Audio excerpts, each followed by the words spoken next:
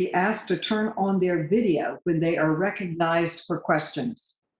Staff should keep their videos off at all times. Members should remain muted to minimize background noise and feedback until they're recognized by the chair for questions and are unmuted by the host. Members who want to question briefers should inform committee staff that they would like to do so. They can do this in two ways: by using the chat function or by having their staff contact the majority staff on an email chain that has been established. Members will be recognized in seniority order for 5 minutes of questions each. We have a timer that should be visible on your screen when you are in the grid view under the username 0-timer. Members who experience any technical difficulties should notify committee staff as soon as possible using the chat box located under the participants panel or by email. We will begin the briefing in just a moment when committee staff tells me they are ready to begin the live stream. Thank you.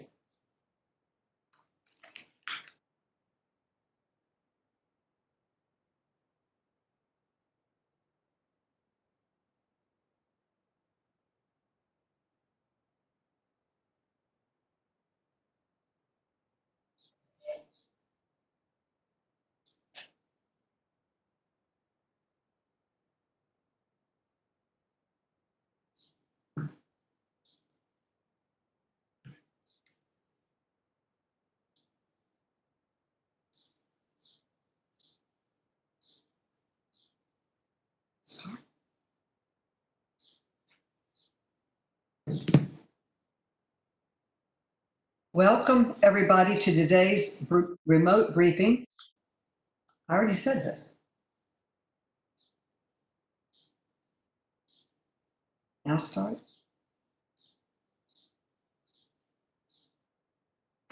The committee will come to order. I now recognize myself for an opening statement. Good morning, and thank you to everyone for being here for this important briefing. Black Lives Matter. I can't breathe. Hands up, don't shoot. No justice, no peace. These powerful phrases are rallying cries for fair-minded Americans seeking to live up to one of this country's core principles: equal justice under the law. Since our nation's founding, African Americans have struggled, fought, and died for the right to be free and equal citizens. This month marks 99 years since the Tulsa Race Massacre, where an entire vibrant community was destroyed and Black men, women, and children were systemically murdered. Today is Juneteenth, a holiday that celebrates the freedom of Black people in America. That freedom did not come until 1865, 2.5 years after President Abraham Lincoln abolished slavery. We are still working for freedom, and we are still working to provide equal opportunity for all citizens in our country. Our work is not done. The long list of names of Black people unjustly brutalized by police shows that the fight for justice must continue. George Floyd, Breonna Taylor, and so many others deserve so much more from their country. These heart-wrenching murders have sparked protests across our country. There are just victims from the past few months. There are just the ones we know about. How many other George Floyds and Breonna Taylors have there been? How many others have had their lives snuffed out without anyone but their grieving families protesting their deaths? The answer is undoubtedly too many. George Floyd's murder was live streamed, but his was not the first captured by fellow citizens and on their cell phones. In 2009, Oscar Grant's murder by transit police in Oakland, California was also filmed on a cell phone. How many deaths could have been prevented if we had listened to the call from Mr. Grant's family more than a decade ago. The national reckoning with systemic racism and policing is long overdue. We have known the truth of police brutality for years. We must not let this moment pass without sweeping reform. I urge my colleagues in the House and Senate to embrace this moment and heed the calls of a mournful nation. If you believe that Black Lives Matter, you will vote for the George Floyd Justice and Policing Act. I now recognize Ranking Member Jordan for a brief moment and statement.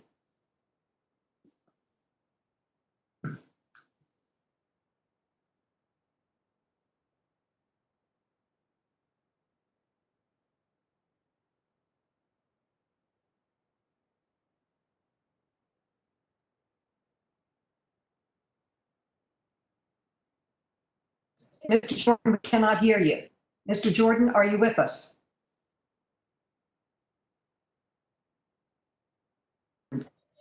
I'm speaking to the Republican staff. Is Mr. Jordan with us?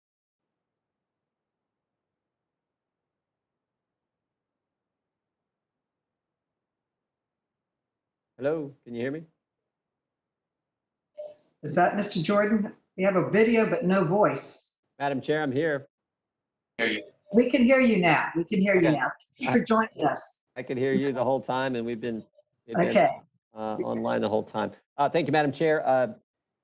We've had a hearing and a markup in the Judiciary Committee. And each of those occasions, I talked about, I think, 4 principles which should guide us as we're forming public policy and trying to address the concerns that are very real. First of all, the tragedy that took place in Minneapolis is just that. It's something that never should have happened. It's as wrong could be, and Mr. Floyd family deserve swift justice.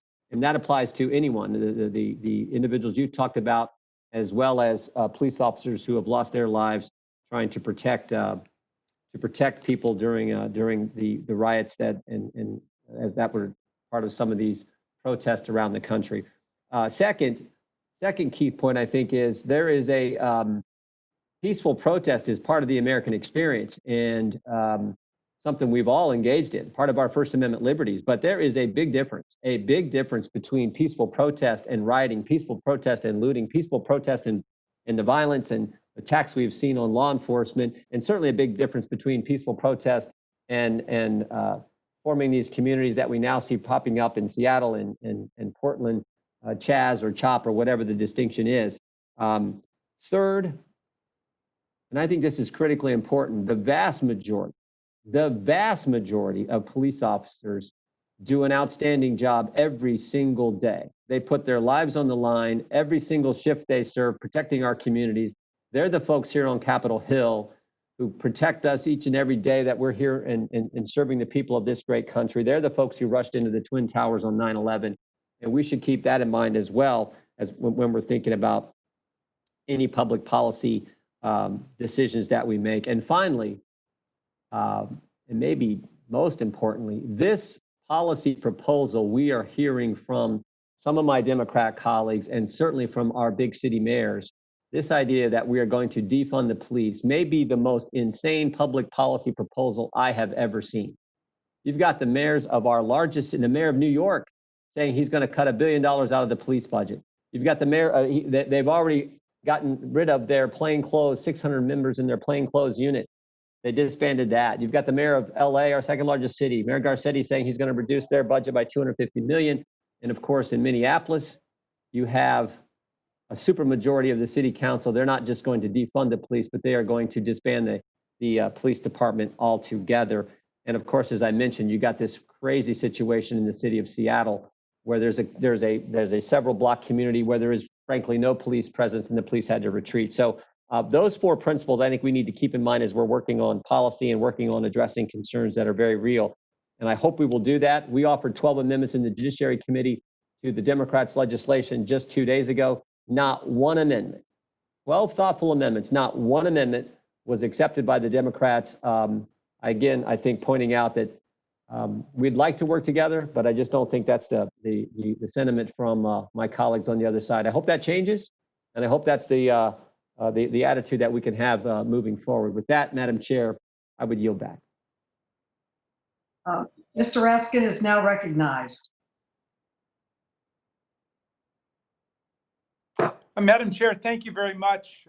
Our late beloved chairman, Elijah Cummings, would be so proud of you for convening this hearing to give us the opportunity to hear and to amplify the voices of the activists in the streets who have galvanized the conscience of America and given us the chance to repair the social contract broken by centuries of police violence against the Black community in our country. Public opinion polls showed that 3/4 of Americans support the protests, despite all the violent provocations of Boogaloo and other right-wing extremist groups determined to sabotage the magnificent nonviolence of the protesters. Americans overwhelmingly want change and reject the kind of murderous government violence embodied in Officer Derek Chauvin's excruciating 8-minute and 46-second imposition of torture and asphyxiation on the body of the handcuffed George Floyd, who was begging for his life. Last week, I had the solemn duty to participate in the Judiciary Committee's hearing on the George Floyd Justice and Policing Act, which we passed out of committee Wednesday, and I will be proud to vote for next week. At the hearing, we heard testimony from George Floyd's brother, Phil Anise, which still rings in my ears. "I am so tired," he said. "I am tired of the pain. I am here to ask you to make it stop. Stop the pain in America." It will be difficult to stop the kind of pain that's already been inflicted at the hands of agents of your own government. But today, at least, we will provide an opportunity for the community to hear and understand the pain and exhaustion experienced by Black communities across America, and to participate in advancing a comprehensive legislative reconstruction of policing in our country to prevent the further imposition of this kind of pain on more Black families and bring some measure of justice and peace to the families that are still grieving today. Federal action is badly needed because state and local governments have failed to effectively address the persistence of police brutality despite repeated movements and efforts at local reform. The whole point of civil government is that we will be safer and more secure inside the social contract than will be outside the social contract, which Thomas Hobbes described as a state of nature and a state of war, nasty, solitary, brutish, and short. Where was the social contract for George Floyd? Where was the social contract for Breonna Taylor? Where was the social contract for 12-year-old Tamir Rice? Where is the social contract for millions of Black Americans who live in fear of police officers whose salaries they pay? Put simply, for Black Americans, the social contract has always been contaminated by racism and violent white supremacy, our nation's original sin. The basic promise to provide safety and security rings hollow for too many communities ravaged by these episodes of police violence. A Black American has more than doubled the chance of being killed by the police as a white American, and police encounters are a leading cause of death for young Black men.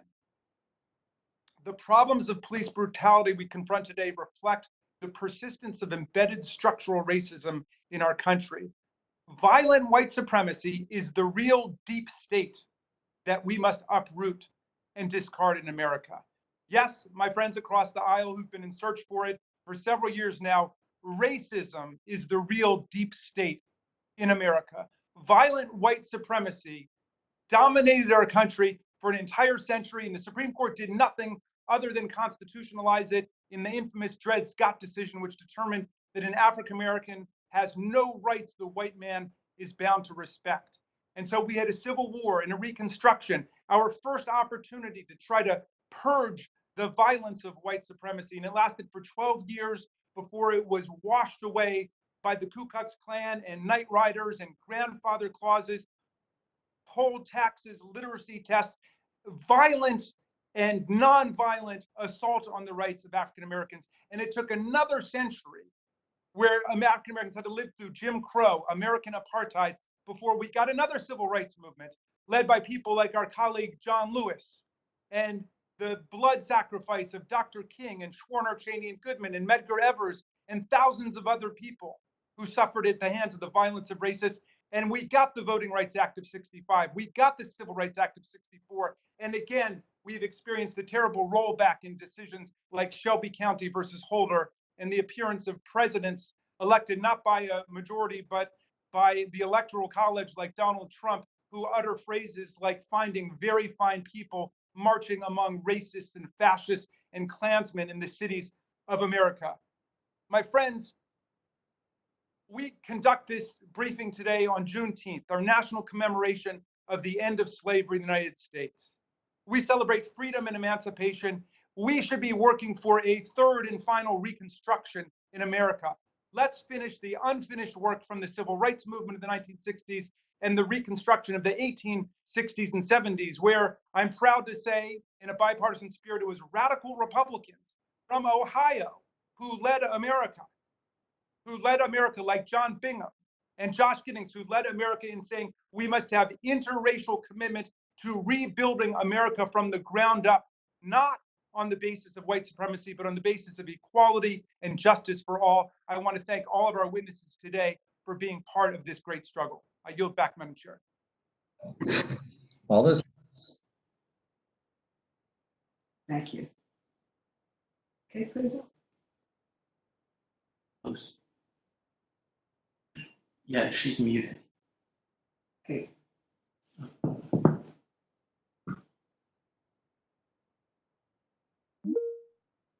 See, that's why I wanted you to have it up, honey. Yeah. Okay. I now recognize Representative Presley, who has been a leader on these issues and introduced one of the first police reform bills after Mr. Floyd's death. Ms. Presley. Thank you, Chairwoman Maloney, for hosting this important briefing.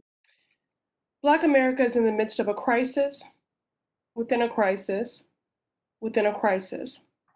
A public health pandemic that has robbed us of more than 115,000 lives across our nation, disproportionately Black lives, unveiling and reiterating the stark systemic inequities and disparities in our healthcare system.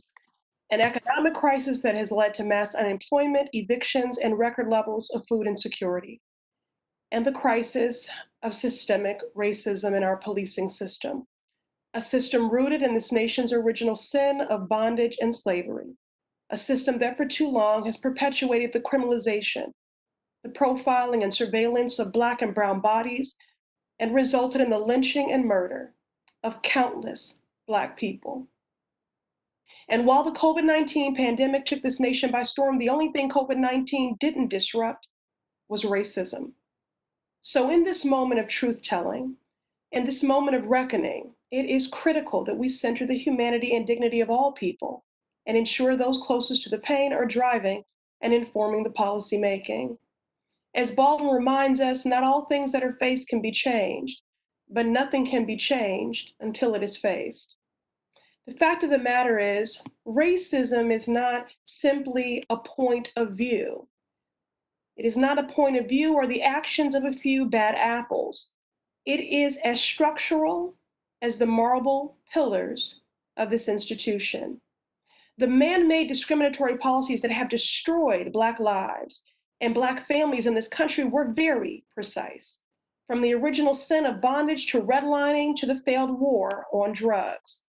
So in this moment, we need our policy solutions to be just as specific and precise in legislating our healing and justice. The culmination of generations of hurt and trauma have led us to this moment. It is not enough to say Black lives matter. Our policies and our budgets must value Black lives. We must heed the calls of community and push forward policies that will provide much needed accountability and structural change. Righteous rage in the pursuit of justice has driven thousands to the streets in every state across our country. But let me be clear. There can be no justice for Oscar Grant, for Eric Garner, Michael Brown, or Tony McDade. There can be no justice for Breonna Taylor, Atiana Jefferson, for Layleen Polanco, Natasha McKenna, Maya Hall, or Janisha Fonville. There can be no justice for Rashard Brooks, Stephon Clark, Freddie Gray, or Terrence Coleman. For in a truly just world, they would all still be with us. There, however, must be accountability. This is personal. I am a Congresswoman, but first and foremost, I am a Black woman married to a Black man, raising a Black child. Today is Juneteenth, and Black folks still have yet to experience our full freedoms or true emancipation and liberation, because that freedom really begins with a freedom from fear. I would like very much to pass along to our daughter, who will soon be 12, generational wisdom, wealth, joy, instead of generational fear and trauma. She already knows the unbearable pain of fearing for her life, for her father's life, and for those she loves whenever we're out of her sight. I know what it is to be surveyed, profiled, and threatened, and still we rise. Generations from now, our grandchildren will look back and ask a simple question. When you had the opportunity to legislate with conviction, to summon the political courage, to ensure that not another man is lynched in broad daylight, that not another woman is murdered in her own home, did you? So I thank our witnesses for joining us today, for lifting their voices, for holding us accountable, and for fighting to ensure that their loved ones' deaths were not in vain. Thank you, and I yield. Thank you, Ayanna, for that meaningful statement. Is there any Republican who would like to be recognized for a statement? Another Republican member who would like to speak before we move to our presenters? Okay, I will now introduce our briefers. First, we have Keturah Heron, a policy strategist for the ACLU of Kentucky. Next, we have Cephas Uncle Bobby X. Johnson, the uncle of Oscar Grant and the co-founder of Families United for Justice. Next, we have Kimberly Crenshaw, the co-founder and executive director of the African American Policy Forum. Next, we have Mark Lewis, an activist with We the People, Oklahoma. Next, we have Pastor Michael McBride, director for the Live Free campaign. And last but not least, we have Don Bongihi, host of the Bongihi Show. And with that, Ms. Heron, you are now recognized. Greetings. My name is Keturah Heron, and I'm a policy strategist at the ACLU of Kentucky and also a member of Black Lives Matter in Louisville. I want to thank you for inviting me to speak on this important issue of race, policing, policy, and justice. I come before you to ensure we lift up Breonna Taylor's name, and as we continue to fight for justice for her and other Black people who have lost their lives to police brutality. We see protests across the country because enough is enough. During this time of the coronavirus, America and the world are essentially put on pause, which force people to stop and pay attention. For years, Black people have been screaming, and America has largely ignored us. I think the coronavirus, coupled with the horrific death of George Floyd, forced America to reflect.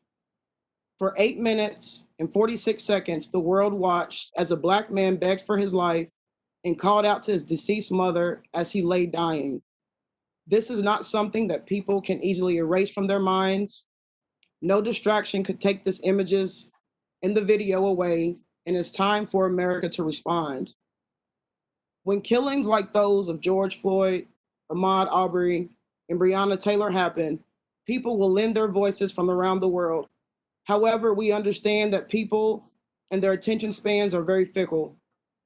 There will be another story, the cameras will turn, the media attention will fade, and the people left in those communities that have been rocked by police brutality remain. They will be left to pick up the pieces. It is essential for people that live in these communities to know they can impact legislation on a local level to stop these senseless deaths from happening. In Louisville, we took a first step with passing Breonna's law, which bans the use of no-knock warrants and quick-knock warrants and requires all police involved in serving a warrant to wear body cameras. The law requires them to turn them on 5 minutes before serving a warrant and keep them on 5 minutes after the warrant is served. When Breonna's law passed, a huge TV was brought outside of the steps of City Hall so that citizens could watch the proceedings. Folks were engaged because they understood their voice mattered and their voices were able to impact legislation on a local level. They learned it was the judges they elect and the representative they chose locally that would affect the laws that govern their day-to-day living. Now people are engaging differently in different arenas. People are organizing around a more just budget, and others are closely monitoring the collective bargaining agreement between the Fraternal Order of Police and our local government. When organizing with people who have existed in a survival mentality for years due to systematic racism, it is difficult to get them interested in local politics. The truth is, it is difficult to get anyone interested in local politics. Many people are simply trying to make it from day to day. As we organize, we are also educating people on how it is not just things that are done at a federal level, but also at a local and state level that would impact their lives. Many just do not fully understand how the political system works. Many people will go out to vote for a president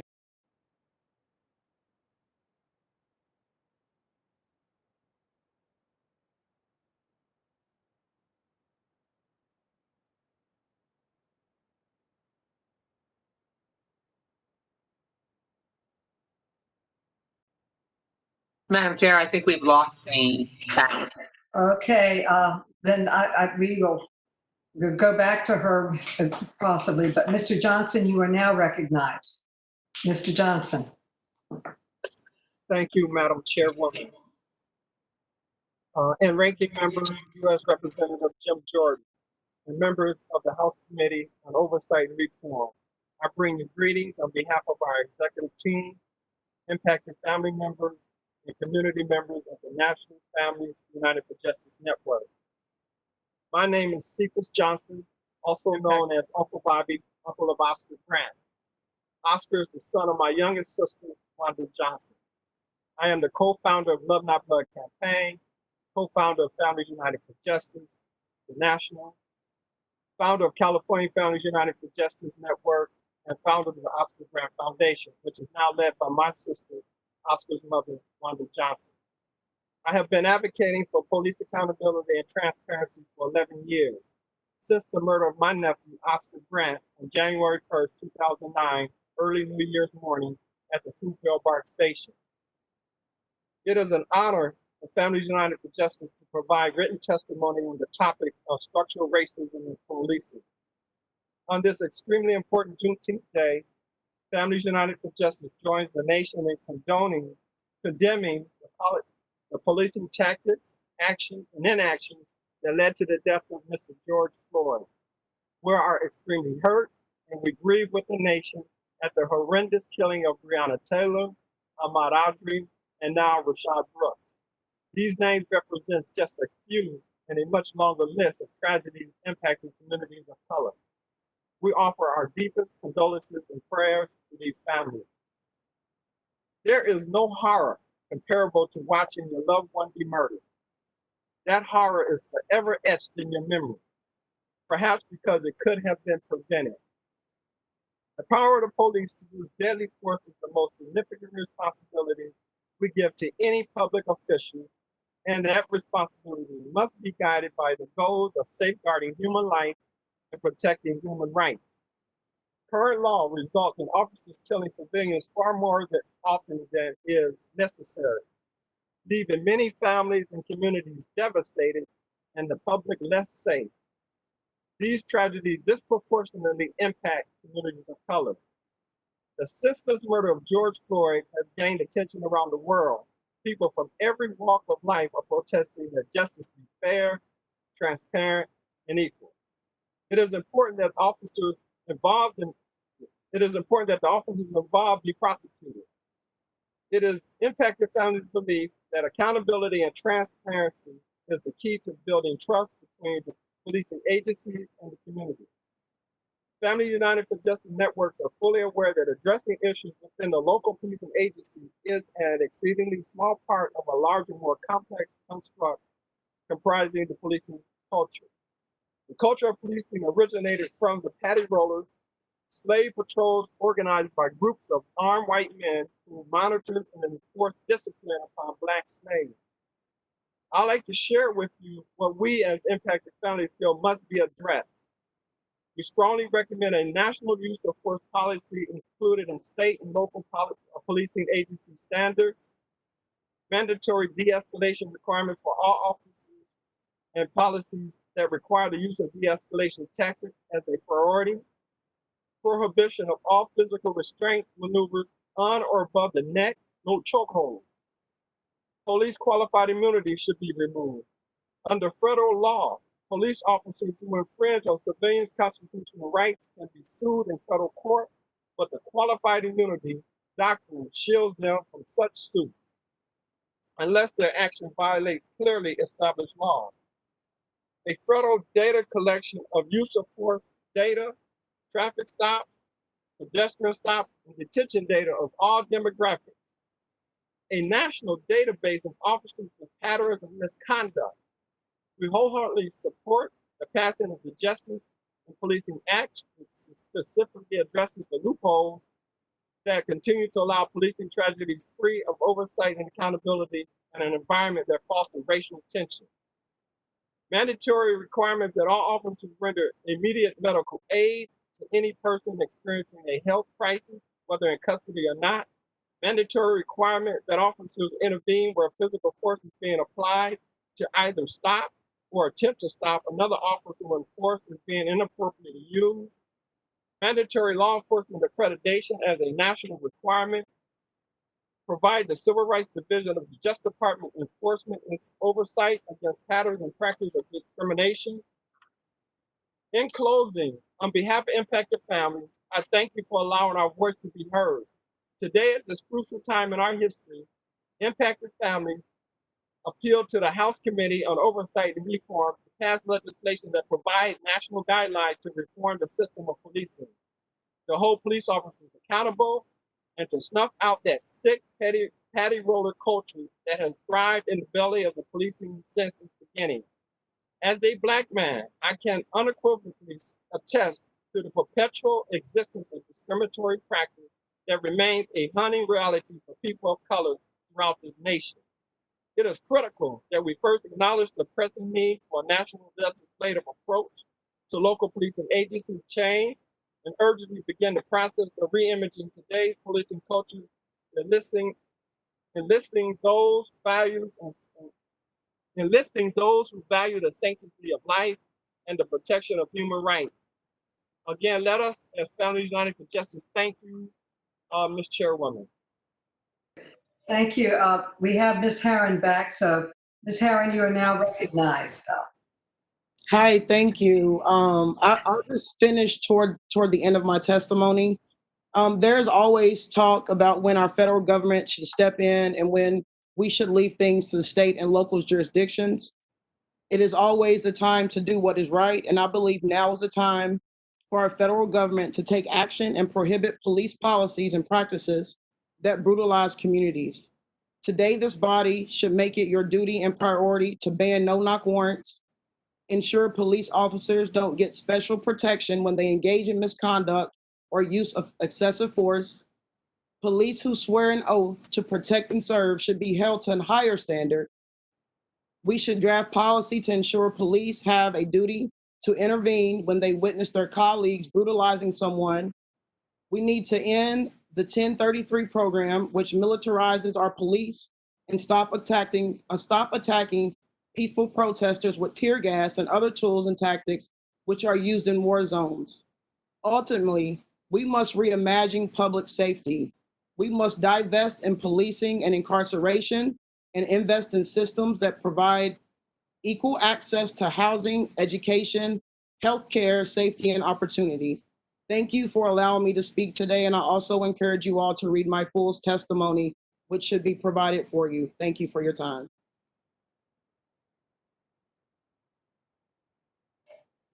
Thank you. Professor Crenshaw, you are now recognized. Ranking Member Jordan, members of the committee, I'm Kimberly Crenshaw, Executive Director of the African American Policy Forum, Professor of Law at UCLA, and Faculty Director of the Center for Intersectionality and Social Policy Studies at Columbia Law School. I'm especially honored to be here on this Juneteenth. On Wednesday, June 17th, 2020, AAPF and CISPIS hosted a webinar on the stories of African Americans killed by police. For 2 hours, we bore witness to the stories that revealed the individual and institutional contours of the problem, transcending the frame of a few bad apples.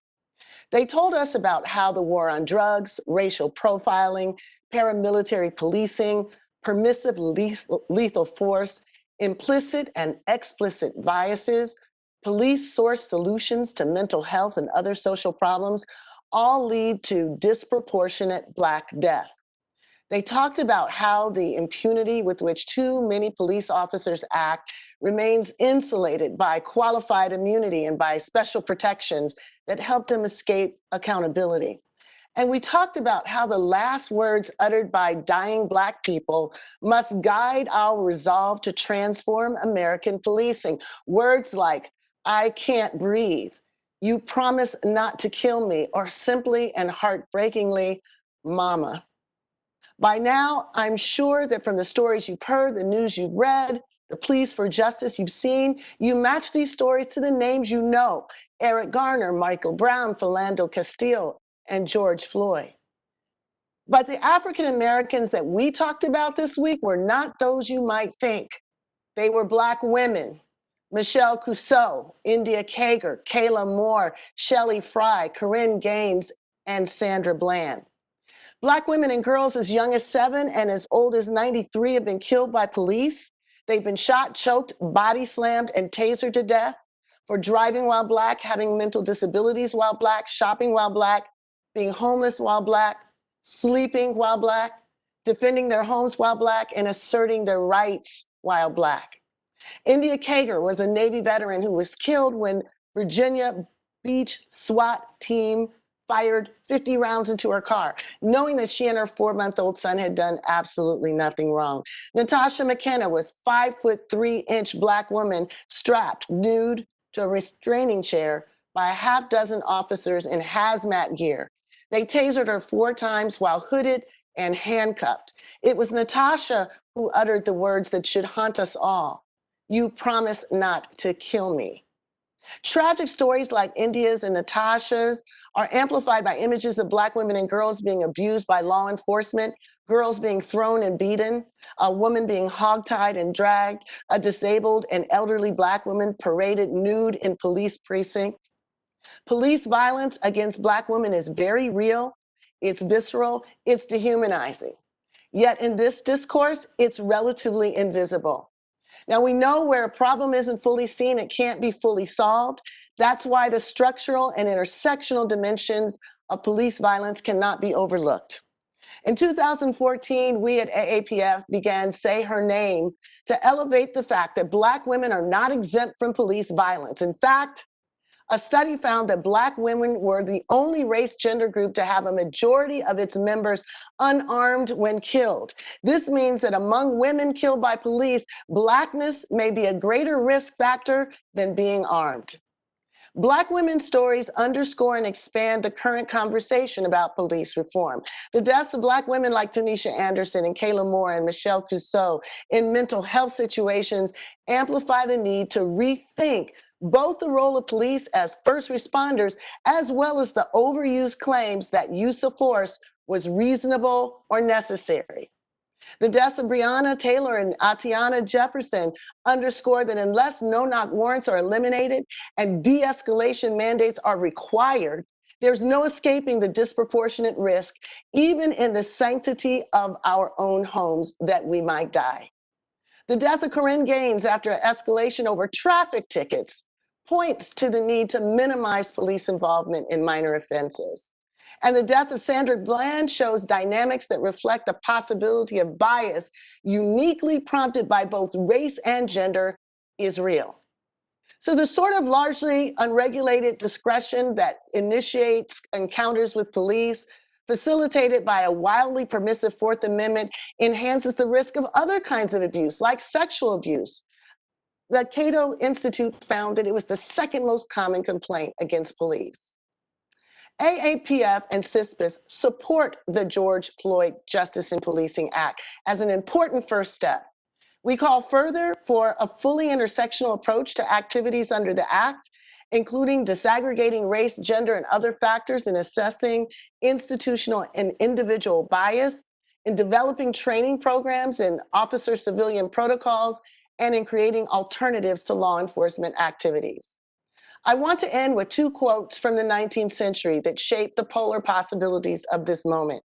In 1857, Chief Justice Taney famously wrote that from our founding, Black men were so far inferior that they had no rights which the white man was bound to respect. And speaking in 1896, the Black feminist orator Anna Julia Cooper wrote, "Only the Black woman can say when and where I enter without violence. Then and there, the whole race enters with me."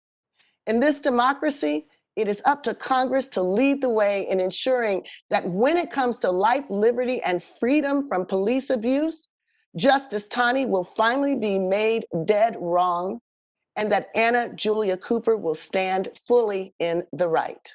Thank you.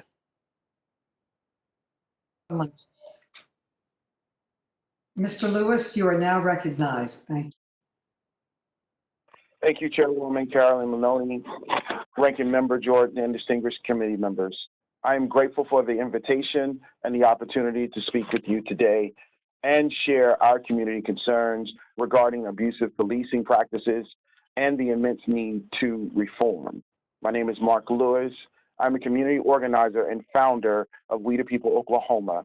Our organization has been instrumental in getting necessary changes made in our local police department, including impaneling a grand jury for the former Tulsa County Sheriff.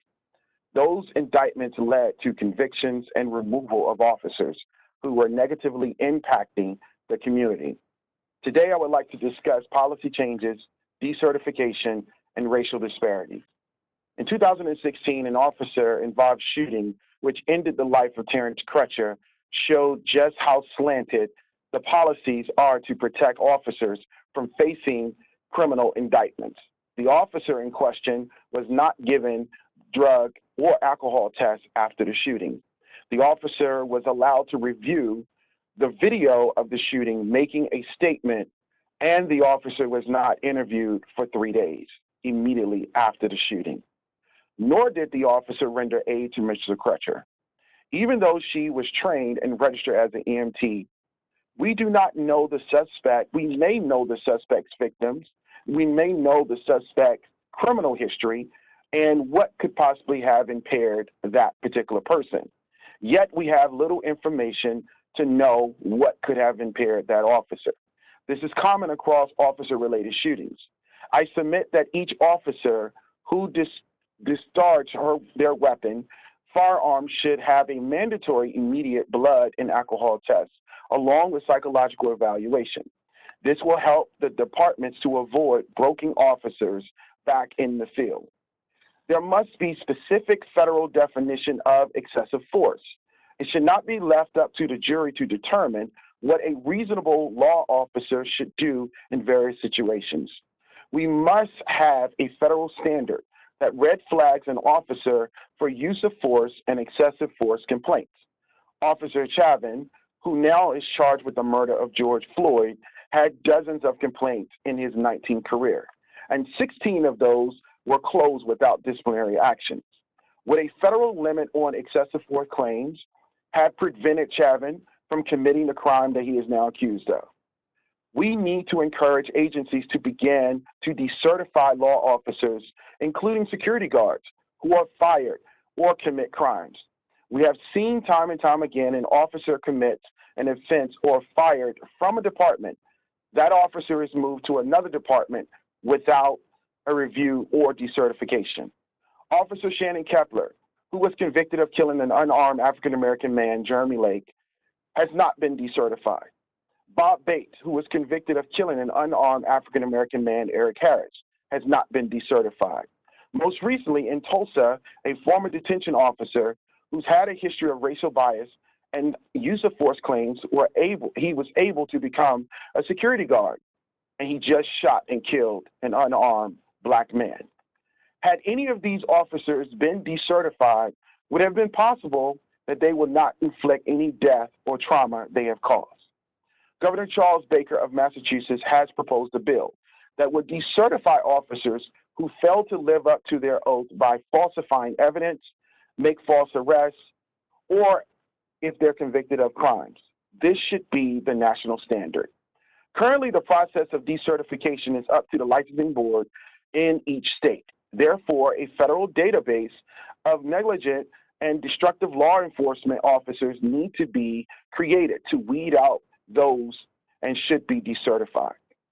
Obviously, racial disparities play a part in abusive policing practices and training. In Oklahoma, officers are required to have 70 hours of firearm training and 69 hours of custody and physical control training. Yet they only are required to have 9 hours of community relation training and 4 hours of mental health training. According to the Tulsa World, African Americans are arrested twice as much than any other group, and they make up 15% of the population. They are also overrepresented and has longer stays in custody for lower level crimes. In the nation, the largest racial disparity in jail admissions were at the lowest level, municipal offenses. Black women were admitted to jail on municipal charges 3.5 times the rate of white women, and Black women and Black men at 3.8 times the rate of white men. This is according to the Vera Institute. From over-policing in Black neighborhoods, gang task force units that target minority areas, and recruitment of young teens with minor infractions into becoming confidential informants. Racial disparities and biases are used daily to intimidate and traumatize people of color. In my conclusion, in order to reduce the abuses in law enforcement, we must root out racial biases, increase community-based training, decertify officers for excessive force and other negative behaviors, and create a federal standard that is rooted in justice. Our people have suffered at the hands of road officers. Now is the time to bring about these changes so that our children can grow up in an America where they do not have to fear the person who took an oath. A mother and father should not hear the words coming from their children, "Am I next?" The power we all have is a voice, and with that voice, we must never be silent until we are all free. Thank you. Thank you, Mr. Lewis. We will now recognize Mr. McBride, Pastor McBride.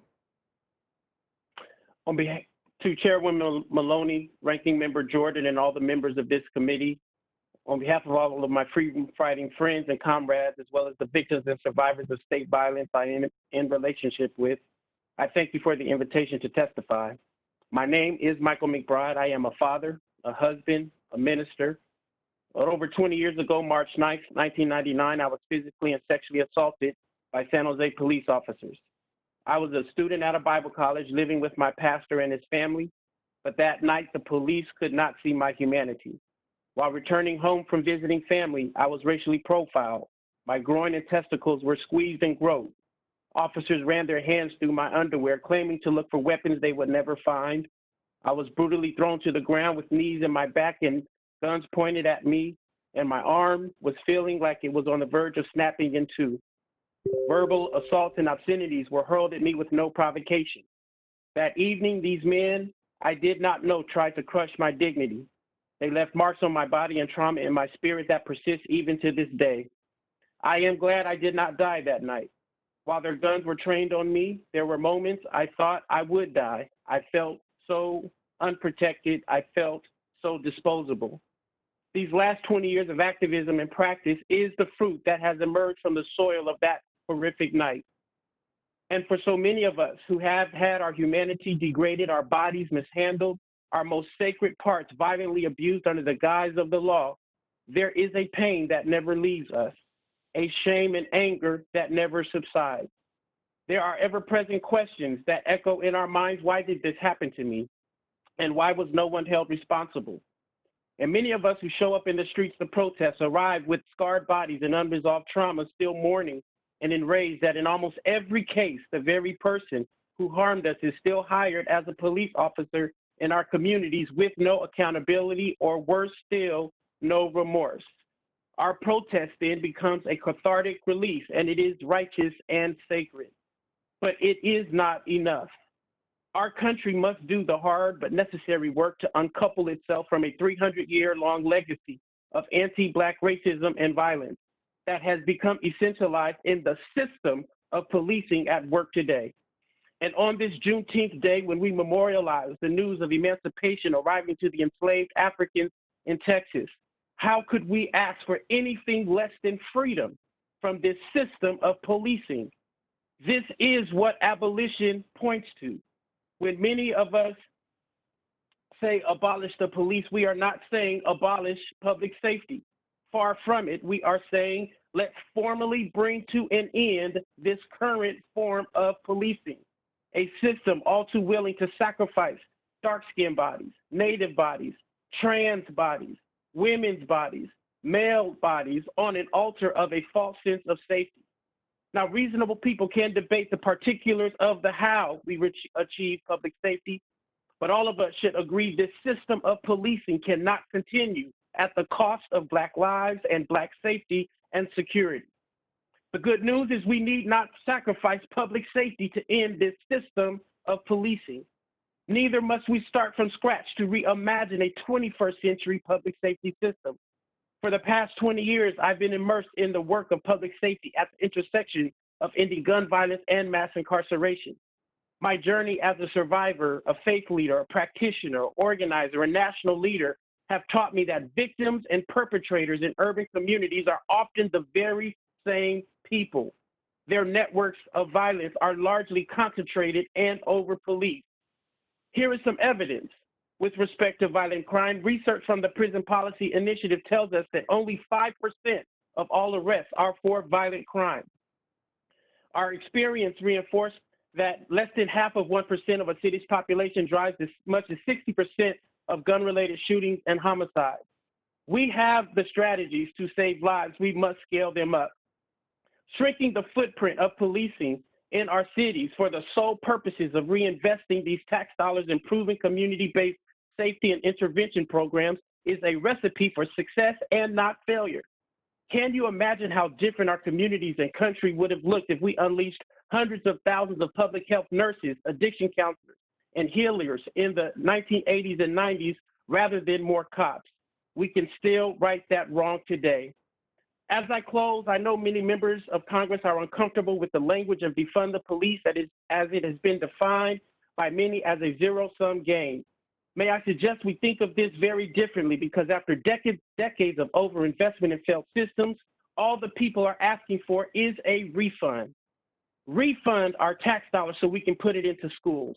Refund our tax dollars so we can hire public health violence interrupters. Refund our tax dollars so we can hire mental health workers and healers in our schools. Refund our tax dollars so we can prioritize housing the homeless and feeding the hungry. The fierce urgency of now compels me to ask, how much longer will you ask us to wait for progress?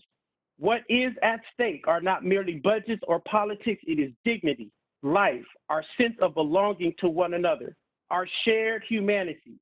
In this moment, courage fused with imagination can usher in what Shirley Chisholm declared a bloodless revolution, one that brings to an end centuries of uninterrupted trauma visited upon the bodies, the spirit, and the souls of Black Americans.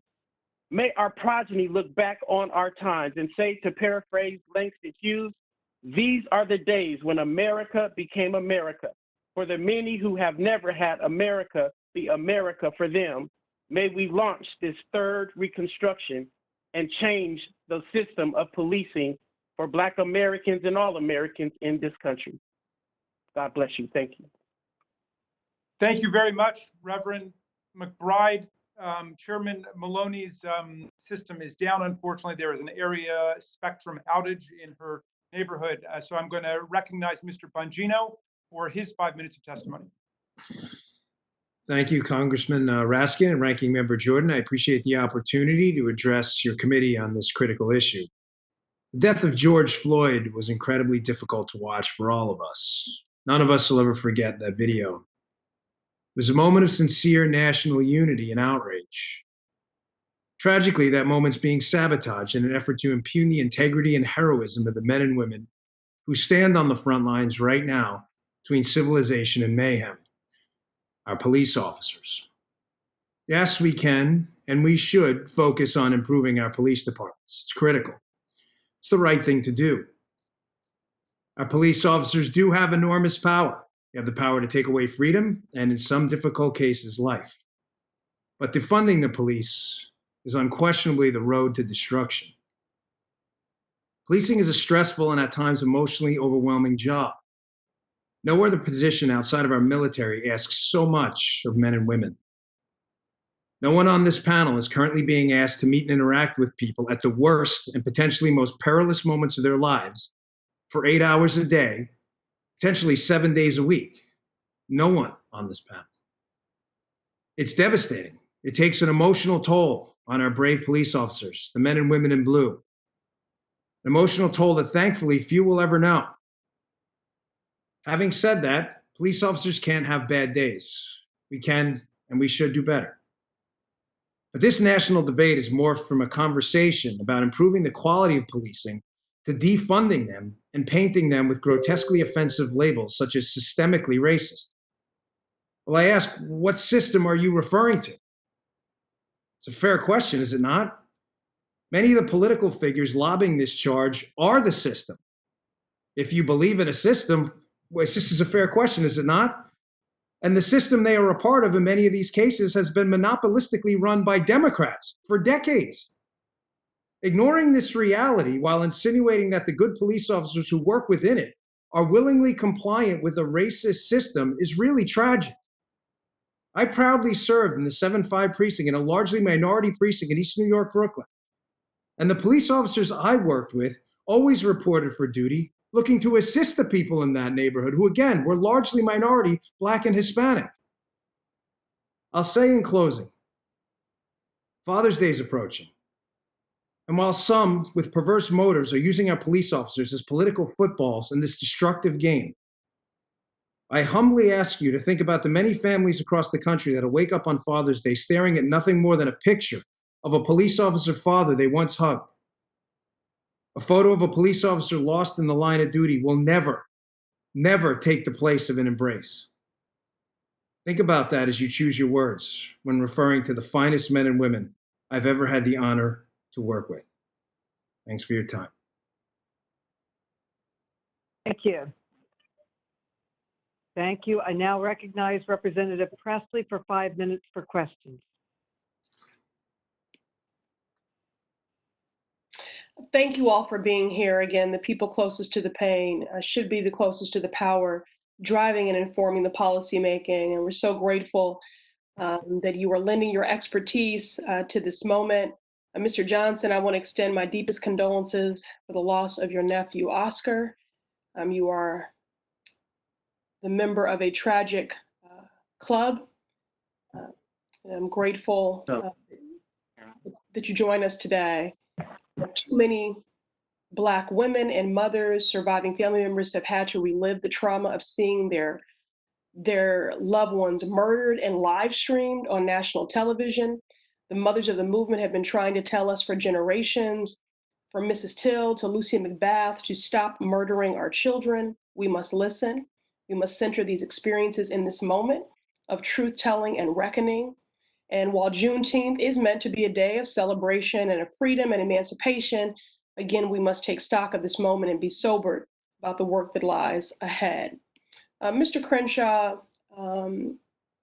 is it fair to say that the policing system in our nation grew out of the practice of capturing and often murdering individuals trying to escape from slavery? Could you speak to just the history of our policing system and how you see that influencing modern day policing?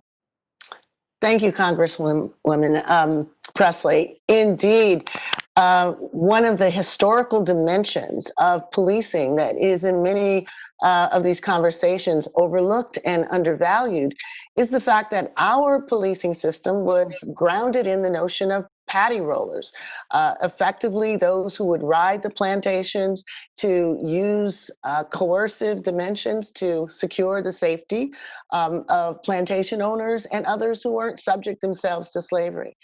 More broadly, one has to understand that when we talk about policing as a way of enforcing the order, one has to understand what the order was initially based on. When African Americans were able to escape, when they were captured, if they were, what they were charged with was theft. They were stealing themselves, right?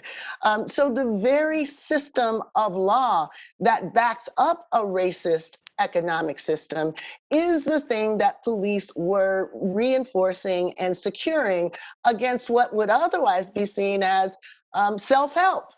Freeing oneself against a baseline of freedom doesn't look like theft. It looks like freedom. So the long history of policing tied together with an existing system of deep racial inequality has been so close that policing doesn't really ever get that far away from that history. So that's why it's important in this moment that we historicize this problem, that we see how it comes up again and again and again, and that we have an understanding of why so many African Americans are experiencing this moment as basically being captured and taken back to a past in the same way runaways were captured and taken back to slavery. That's what this moment is really about, and that's why we need a much more fundamental structural solution to the problem of race in policing. Thank you. Thank you for that historical contextualizing. Ms. Herron, could you speak to specifically how has qualified immunity contributed to the culture of impunity among police officers? Yes, I mean, I think that one of the things that we are seeing, and one way that I've been explaining it is, if you're working at a place like Kroger, or if you have your own business, and you identify a bad employee, you identify someone who is taking money out of the cash register on a daily basis, or not coming back from their break, or a no call or no show. There's things that you put in place to say, this person is bad for our business and we need to get rid of them. And I think that what we're seeing locally here in Louisville, Kentucky, and across the nation is that the police have so many protections around them that when we identify that there's a bad police officer, there's no way to get rid of them. And so I think that the thing that needs to be known and said is that we know that there are some good police officers out there. However, we know that the structure of policing has not been favorable to Black bodies, and the policies in which they operate under have not been favorable to Black bodies and communities. And so what we want to do and what we need to see is that when departments or even families recognize that a police officer is starting to engage in those behaviors that make them not a good employee, that we have to have ways to get rid of them. That's not only for the safety of the police officers and their families, as we know that there's a lot of domestic violence that goes on within those households, but also to protect the communities. And that's what public safety is. And when folks are talking about divesting and defunding the police, that's what we're talking about, is how do we get rid of those bad police officers to make sure that the structure of policing is fair and equitable for everyone. Thank you. And I'll just, there can be no justice without accountability. And so I appreciate your, offering that context. Doctors can be sued for malpractice, lawyers for negligence, and so on. So no one is above the law.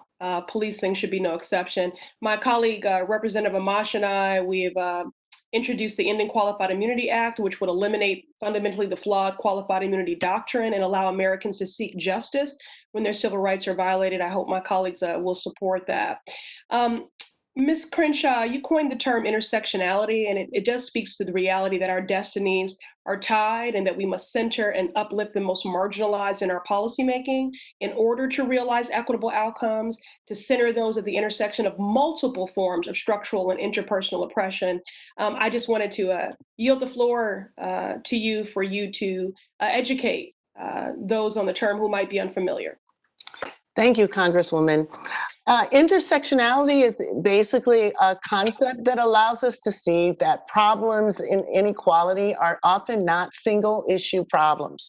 When we're looking at the police violence issue that I was talking about earlier, it's often not just a matter of race. It's a matter of race in conjunction with class, in conjunction with gender, in conjunction with gender identity. So intersectionality tells us, as a framework, that we have to look at all the different ways that vulnerability is structured into our society. It's not about the body itself. It's about how the body is situated in our society in various social structures. So, for example, some of the women that we lift up are those who had mental health crises, but they were also African American, or they were African American and trans, and all of these things come together to shape how the officers interacted with those bodies. So intersectionality says we need interventions and understanding of the problem that look at all the systems that come together to create the vulnerability. No single issue or single prism frame is going to solve the multiple ways that we're seeing vulnerability to state-sanctioned violence. That's right. Thank you. And thank you so much. And finally, Mr. Johnson, I want us to bring Oscar into this space. Tragically, when we are robbed of a life of someone in this manner, much of the public only gets to know them for the way in which they were killed. But I want the American people to know who your nephew was. And so in the final seconds of my line of questioning, would you just share a little bit with us about your nephew and the kind of young man he was? Most definitely. But right before I go into Oscar, I did want to share our executive team, loved ones who were killed. Most people don't know about Marlon Brown out of DeLand, Florida, Andrew Joseph, 14 years old, out of Tampa, Florida, Nathaniel Pickett, Barstow, California, Michael Brown, we all know, who was a part of our team, Ferguson, Missouri, Corey Jones, West Palm Beach, Florida, and I could go on with the others, but I'll talk about Oscar. Yes, for those who don't know, Oscar, again, was murdered on January 1st, 2009 at the Seatbelt BART station in Oakland, California. Brian Krugler, a young 22-year-old man who also felt that he was Oscar, created the film Fruitvale Station. Oscar was beloved by his family, definitely his daughter Tatiana, who at the time was 4 years old when he was murdered. And he did promise her he was going to take her to Chuck E. Cheese the next day, but never made it home. He was loved by his friends in his community, his high school. He had a whole host of friends as witness on the platform that watched him get murdered. He was my first nephew. So, you know, I had a very special love for him because I was an uncle. And he had a good relationship with my son, who enjoyed each other. So I had an opportunity to watch him grow up, spend a lot of time with him, and was deeply hurt witnessing what happened to him on video. I think the world should know that in the 21st century, Oscar really is like the Emmett Till of the civil rights movement, but Oscar of the Black Lives Matter movement. Because Elisa Garza, Patrice Cullors were all basically in Oakland when Oscar was murdered. And between Oscar and 2012, there were 3,000 bodies killed by the police that we seem to all have forgot about. So we can't minimize the impact of this violence. I mean, alone since Oscar's death, over 12,000 civilians, Black folks, I won't say predominantly, but Black folks, white folks, brown folks, has been killed by this heinous act of police violence. Now, we know there's good officers, but we say good officers that don't tell on the bad officers are just as culpable. So we feel legislation must be put in place to encourage them to become responsible policemen within the agency to ensure that bad police officers are removed and held accountable for their murders. You know, but yes, Oscar was loved by his mama. You know, he was loved by his grandmother. He was loved by all of us in the community that witnessed what happened to him. You know, that was Oscar Grant. He was the catalyst of the movement we see happening today. The gentlelady's time has expired. And now Mr. Heiss is recognized for 5 minutes or equal time. Thank you, Chairwoman. I appreciate it a great deal. We are now an hour and 15 minutes into this this time together, and this remote concept is not working. It's time for us to get back to Washington and do what we are called upon to do, and I would just like to put that out. Secondly, Madam Chairwoman, I would just like to say this is yet another fake hearing under the guise of a briefing where yet again the minority party is disproportionately not allowed to have a voice and have witnesses in a proportionate manner. Not to take anything away from the witnesses we've had, their testimonies have been powerful. I've enjoyed them, but yet again, we only have one witness, and I would just ask the chairwoman in future to learn who our witness is. Who we have today is not Doug Bongini or whatever you said. It is Dan Bongino, and we are honored to have him here with us.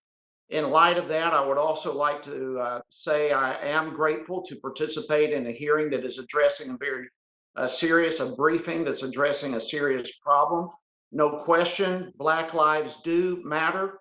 They matter enormously, and I'll do everything I can to help in that cause to defend and protect Black lives. And it's my hope that at some point we would expand our, be it briefings or hearings, to include violence in places like Chicago that over Memorial Day weekend alone had 10 African American lives lost.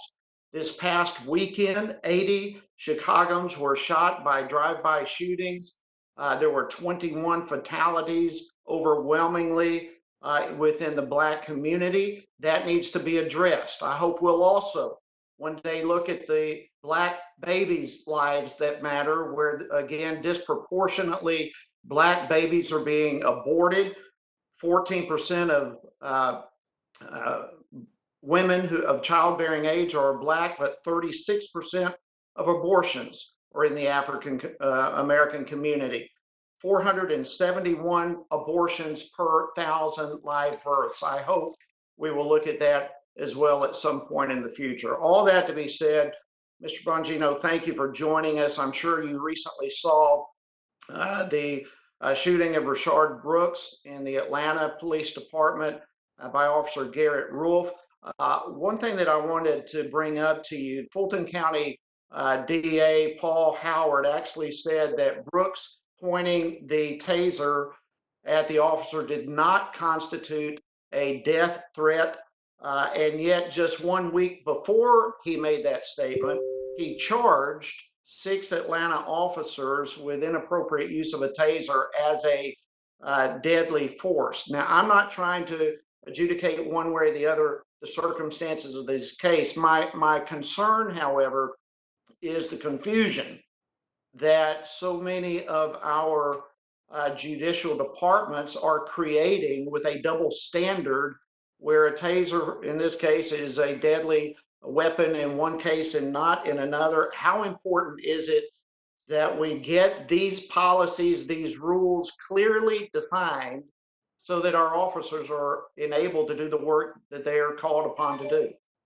Well, it's critical, Congressman, and thanks for the opportunity to speak on this. If we're not willing to have a legitimate, fact-based conversation about what constitutes reasonable use of force standards, and what's the point? If just a few weeks ago, as you indicated, I'm not attacking Mr. Howard personally, it's his own words. You can look it up on YouTube or anyone else. Just a few weeks ago, he quoted Georgia law and clearly said a taser is a deadly weapon. Anyone watching this hearing is free to watch it themselves. It's not my words, they're his. And yet 2 weeks later, he indicates that a taser pointed at close range, near point blank range, by an untrained person, by the way, Mr. Brooks, and his death is tragic nonetheless. I don't wish death or harm on anyone. Let me be crystal clear on that. But having said that, stealing a police officer's taser weapon after punching him in the face, attacking him and his partner, running away and fleeing into a crowded parking lot with said weapon, and then turning and pointing it at close range at the face of a police officer where the barbs could penetrate eyeballs and potentially the skull, how you would indicate that that is not deadly force is absurd. You can argue the use of force. Fine, that's why we're here. Fair. Police officers have the power to take a life. That is a power even the President of the United States doesn't have. And every incident should be looked at. But having said that, the GBI hadn't even finished their investigation yet. That's not due process either. This is a deadly weapon. There's no question about it. And in the hands of someone untrained who just assaulted you, it's a very deadly weapon. Let me ask you this too, because I think that's a great point and powerfully stated. But it looks to me like we also have another problem besides the double standard and judicial clarification of what's a deadly weapon. But the unions, police unions themselves, appear to me to be problematic in that they protect some bad actors. It was brought up in one of the witnesses earlier about Officer Derek Chauvin. I mean, he had multiple complaints, perhaps a couple of dozen complaints, and yet he was protected by the unions. I'm assuming that's the ones protecting him, the police unions. We find a lot of times, even officers where it's difficult to fire them. It's difficult with the unions to remove these bad actors, and many times, even if they are removed, many of them are reinstated. How serious of an issue do you think these unions are, and what do we do about it? No, it's very serious, and some of the panelists who've spoken have had some powerful comments on it. I don't instinctively disagree with everyone because I take different political positions on some. The unions, the good and the bad of the unions, the bad quickly is obviously there are times that are bad officers, really bad officers. In this case, in the case of Mr. Floyd, resulted in the death of Mr. Floyd in that horrific video. I think we've all seen one too many times. It's hard to watch. If he was in any way protected by the union, then yes, it's beyond time for serious reform. Having said that, I would not recommend that. They're not officially unions because of laws, especially in the big cities, but benevolent associations, whatever you want to call them. There are times they protect the public too, and in a fair discussion, we should be open to facts. I remember when there was an informal quota system, policing for profit in New York City when I was a police officer, and the people who spoke out against that because they were being forced essentially to harass the citizens of the minority neighborhood I worked in were the benevolent associations who said this isn't fair. You're putting our officers in a situation, asking them to write a certain number of parking tickets and to basically harass these citizens for city profit. So having said that, it's a great discussion. I'm glad you brought it up. And we do need to have and sit down with the unions, but not everything they do is bad. And I think we should be open to hearing all sides. Last question. What is the role of the federal government with state and local law enforcement offices? Should the federal government be involved? I mean, the one size approach fits all. Every district, every police department is different. Rural versus urban versus inner city, all this sort of thing. What is the role of the federal government in these state and local departments? Well, I think the president's executive order is a good first step. Information sharing is definitely a positive. We don't want bad police officers who are fired going and contaminating other police officers and police departments elsewhere. That information sharing is a must. But having said that, a grand, big federal use of force plan, I think the president has it right using incentives and not edicts. Think about it. I just give this quick example. Having worked in both the Secret Service under President Obama, President Bush, and President Clinton, and the NYPD, there were use of force techniques we used in the Secret Service, things like thumb restraints. If someone, say, were shaking President Obama's hand and won't let go, that we learned to do to get them off. That's not the kind of thing you would do as a police officer. But when you're looking at potentially saving the president from a disastrous situation, that's a use of force technique that's very specific to the Secret Service. Think about that in terms of rural and urban areas, learning how to fire around buildings versus being out in an open kind of rural environment. They're completely different, and I think the federal role should be to incentivize good, solid, documented use of force, but to stay out of national edicts and let localities tailor it to their specific what they need to do, what their job function is. Thank you very much. Appreciate you being here, and I yield back. Thank you, sir. I now recognize myself for 5 minutes for questions. On March 13th, 2020, 4 Louisville police officers broke into Breonna Taylor's home without warning and shot her 8 times in the dead of night. They were executing an arrest warrant for someone they already had in custody and who did not live with Breonna Taylor or in the complex. Today, 98 days later, all 4 officers are still police officers in Louisville. Eric Garner was killed by an officer who held him in a chokehold. chokeholds were barred by the NYPD. Mr. Garner cried, "I can't breathe," 11 times. The officer was never arrested. He kept his job for 5 years after Mr. Garner's death. Tamir Rice, a 12-year-old child, was shot and killed by police 2 seconds after the officers arrived in the park where he was playing.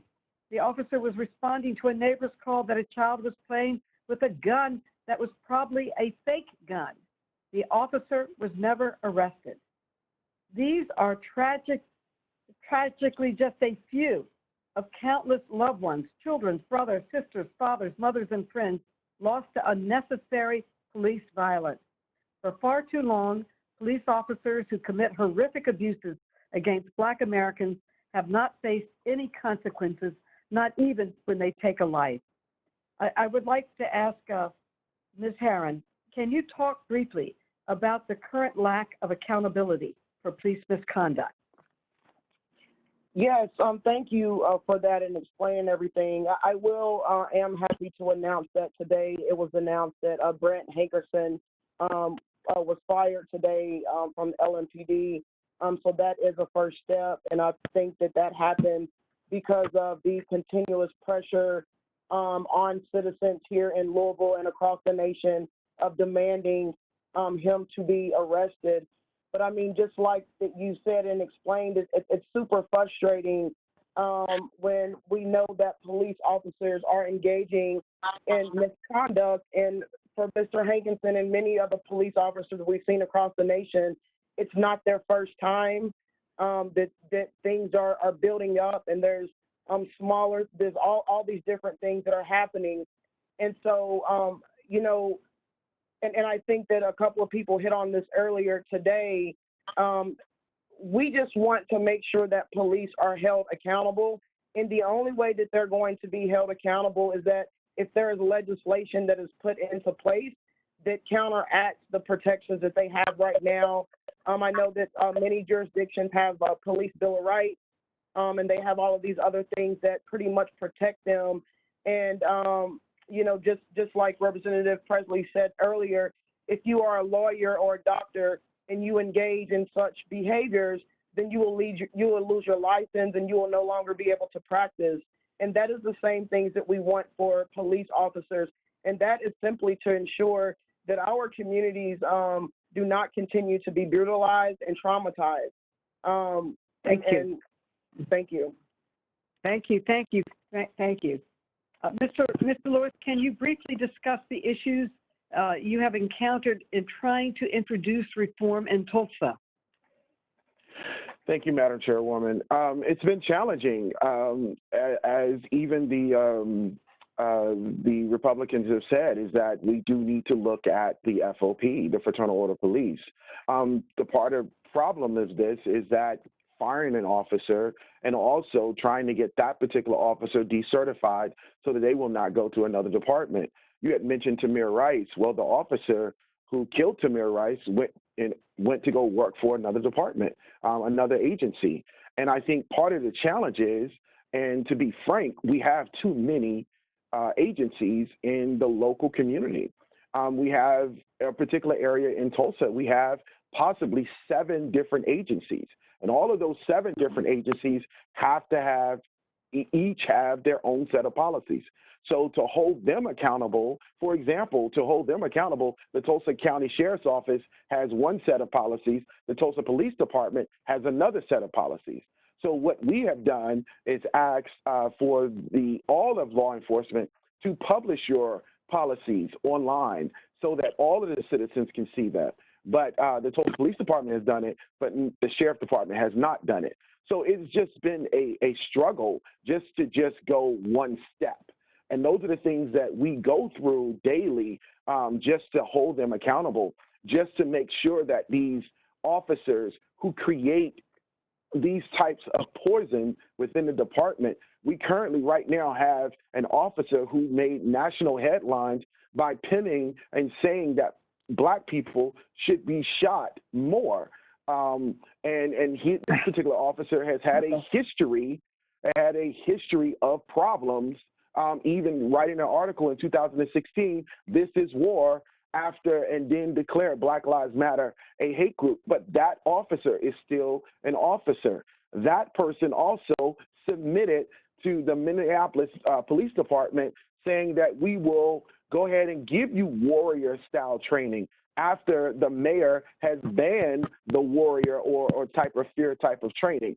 So that particular police officer is a cancer within the department. So having that to be weeded out, you know, we went to the mayor, the mayor and the chief of police, and we just get the very passive type, well, we would go through a process.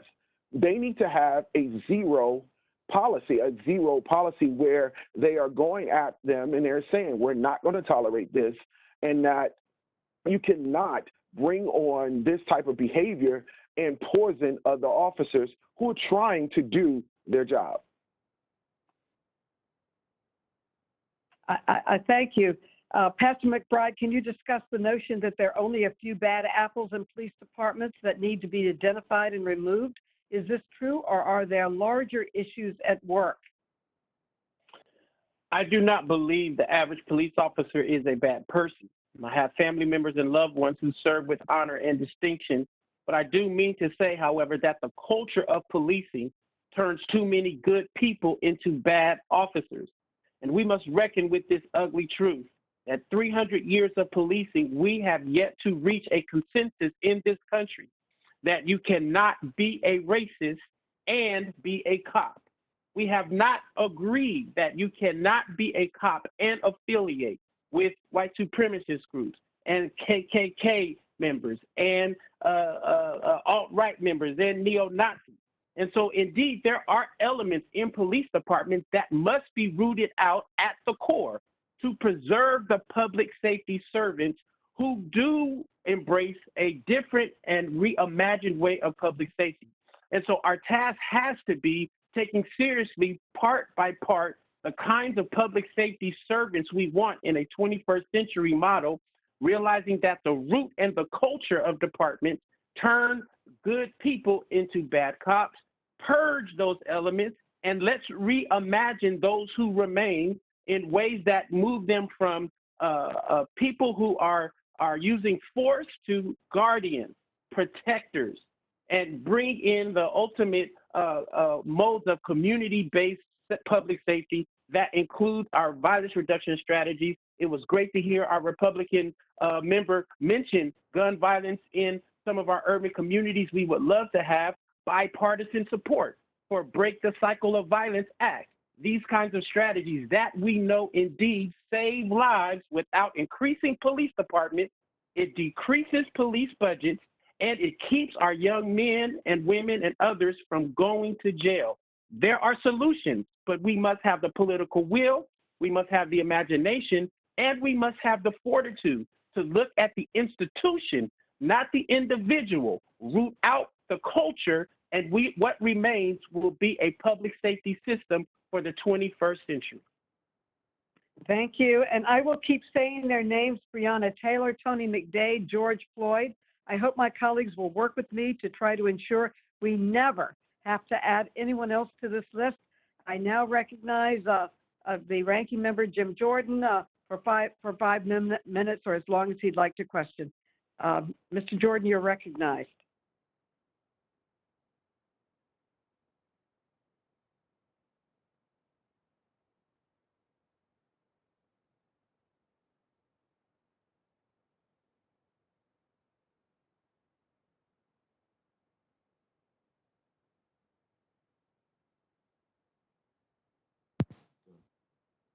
Hello, can you hear me?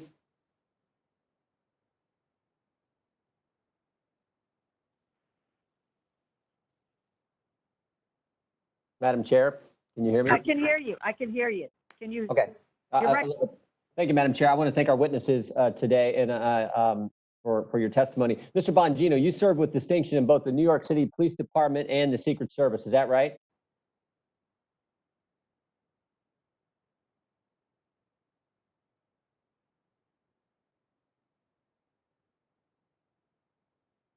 You hear me?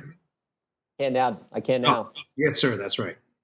And in both of those organizations, there's a chain of command. Is that accurate? That's accurate. You answer to your supervisor, lieutenant, captain, up the chain of command. And ultimately, the highest authority in a police department is the chief of police. Is that true? That's correct. And the police chief in our system has to answer to ultimately elected officials. And so the police chief in any municipality answers to who? That's right. They answer to They'd answer to a mayor, or even in the case of the Secret Service, you'll ultimately answer to the President of the United States, the DHS secretary would answer to the President. But in the case of municipal police departments, they answer to the mayor and the city council. Oh, that's correct. They don't answer to the President of the United States. No, not if they're not federal entities, no. Right. Do you know who the mayor of Minneapolis is? Jacob Fry, I believe. Jacob Fry. You know if he happens to be a Republican or a Democrat? He's most definitely a Democrat. Right. You know who the mayor was before Mr. Fry? Was a Democrat, I'm sure. You would be right. Her name was Betsy Hodges, and Miss Hodges was in fact a Democrat. You know before Miss Hodges who the mayor of Minneapolis happened to be? It was definitely a Democrat because they haven't had a Republican mayor in a very long time. You would be right again. It's R.T. Ryback. He was mayor for a long time. In fact, you know the last time there was a Republican mayor in Minneapolis? A long, long time ago? 1963. So before I'm getting old, and that's even before I was born. So the last time we had a Republican mayor, 1963, 50 some years ago. Now it's not just the mayor, as you said, Mr. Bongino. There's the city council involved as well. So there are 13 members of the Minneapolis City Council. Take a guess which party has a majority of the members of the city council. I'd guess that would be the Democrats. Once again, you'd be right. There are 13 members of the Minneapolis City Council. Ward 1, Democrat. Ward 3, Democrat. Ward 4, Democrat. Ward 5, Democrat. Ward 6, Democrat. Ward 7, Democrat. Ward 8, Democrat. Ward 9, Democrat. Ward 10, Democrat. Ward 11, Democrat. Ward 12, Democrat. Ward 13, Democrat. So 12 of the 13 are Democrats. In Ward 2, that individual is not a Democrat, but they're not a Republican either. They're in the Green Party. So you have a city where completely controlled by the Democrats. The city council is overwhelmingly Democrat, no Republicans, and been run by Democrats for over 50 years. And yet we have so many people on the left. In fact, even Mr. Raskin in his opening comments referenced President Trump. So many people who want to blame the president for the tragedy that took place in Minneapolis, which I just find astounding.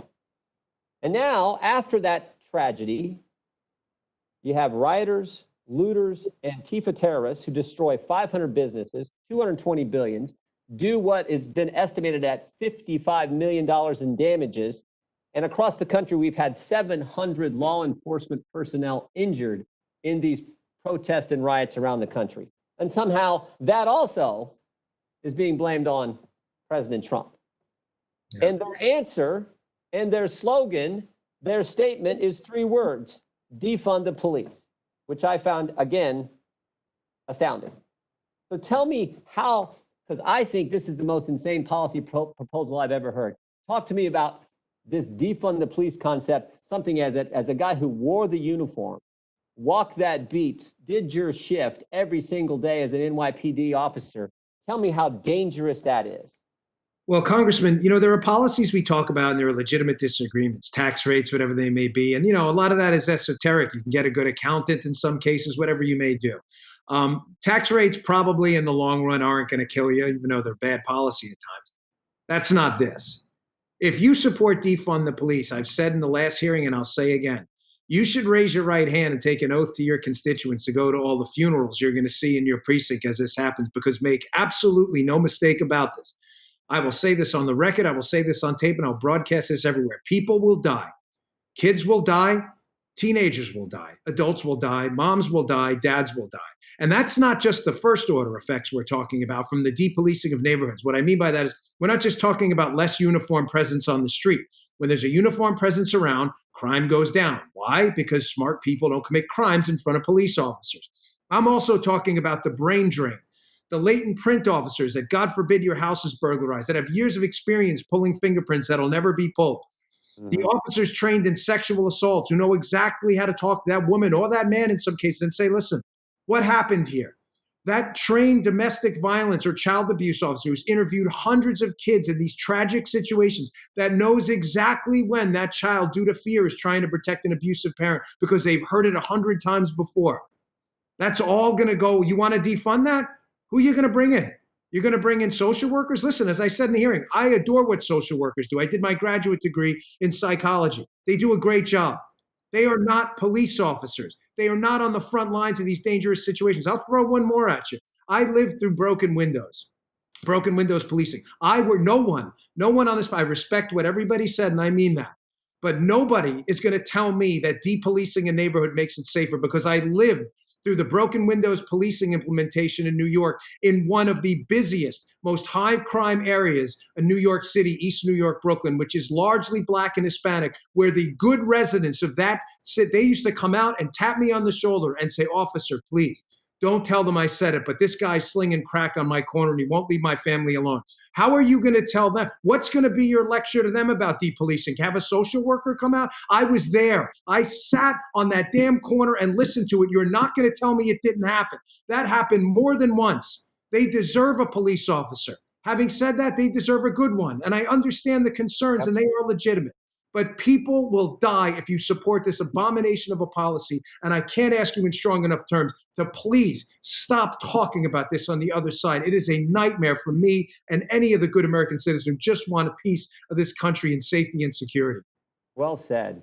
Loss of people, loss of expertise leads to unsafe neighborhoods. You've lived it. You've seen it. You came in your career where you saw that happening, and you changed it because there was an increased police presence.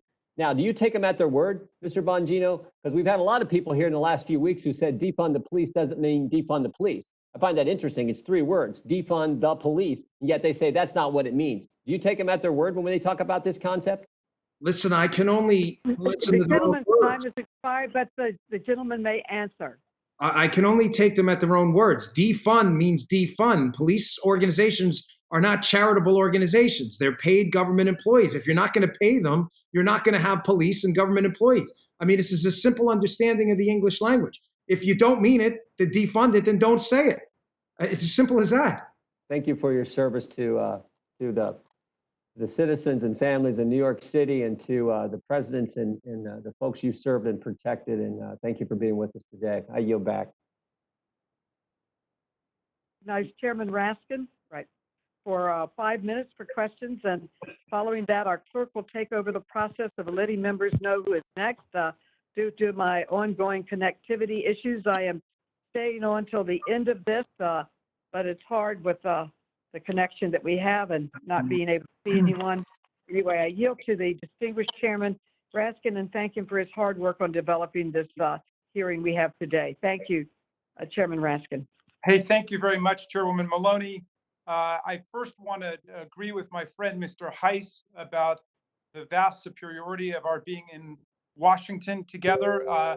This COVID-19 pandemic, which has cost 117,000 American lives, that we mourn, and sickened 2 million people and brought our economy to its knees, has caused real problems for Congress. And I hope we can get back quickly. I hope we have a meaningful testing and contact tracing strategy. And above all, I hope that every member of this committee and every other committee will wear a mask, because that is becoming a serious obstacle and obstruction to our doing our business in Congress. And so I just want to agree with Mr. Heiss about the importance of our getting back as quickly as possible.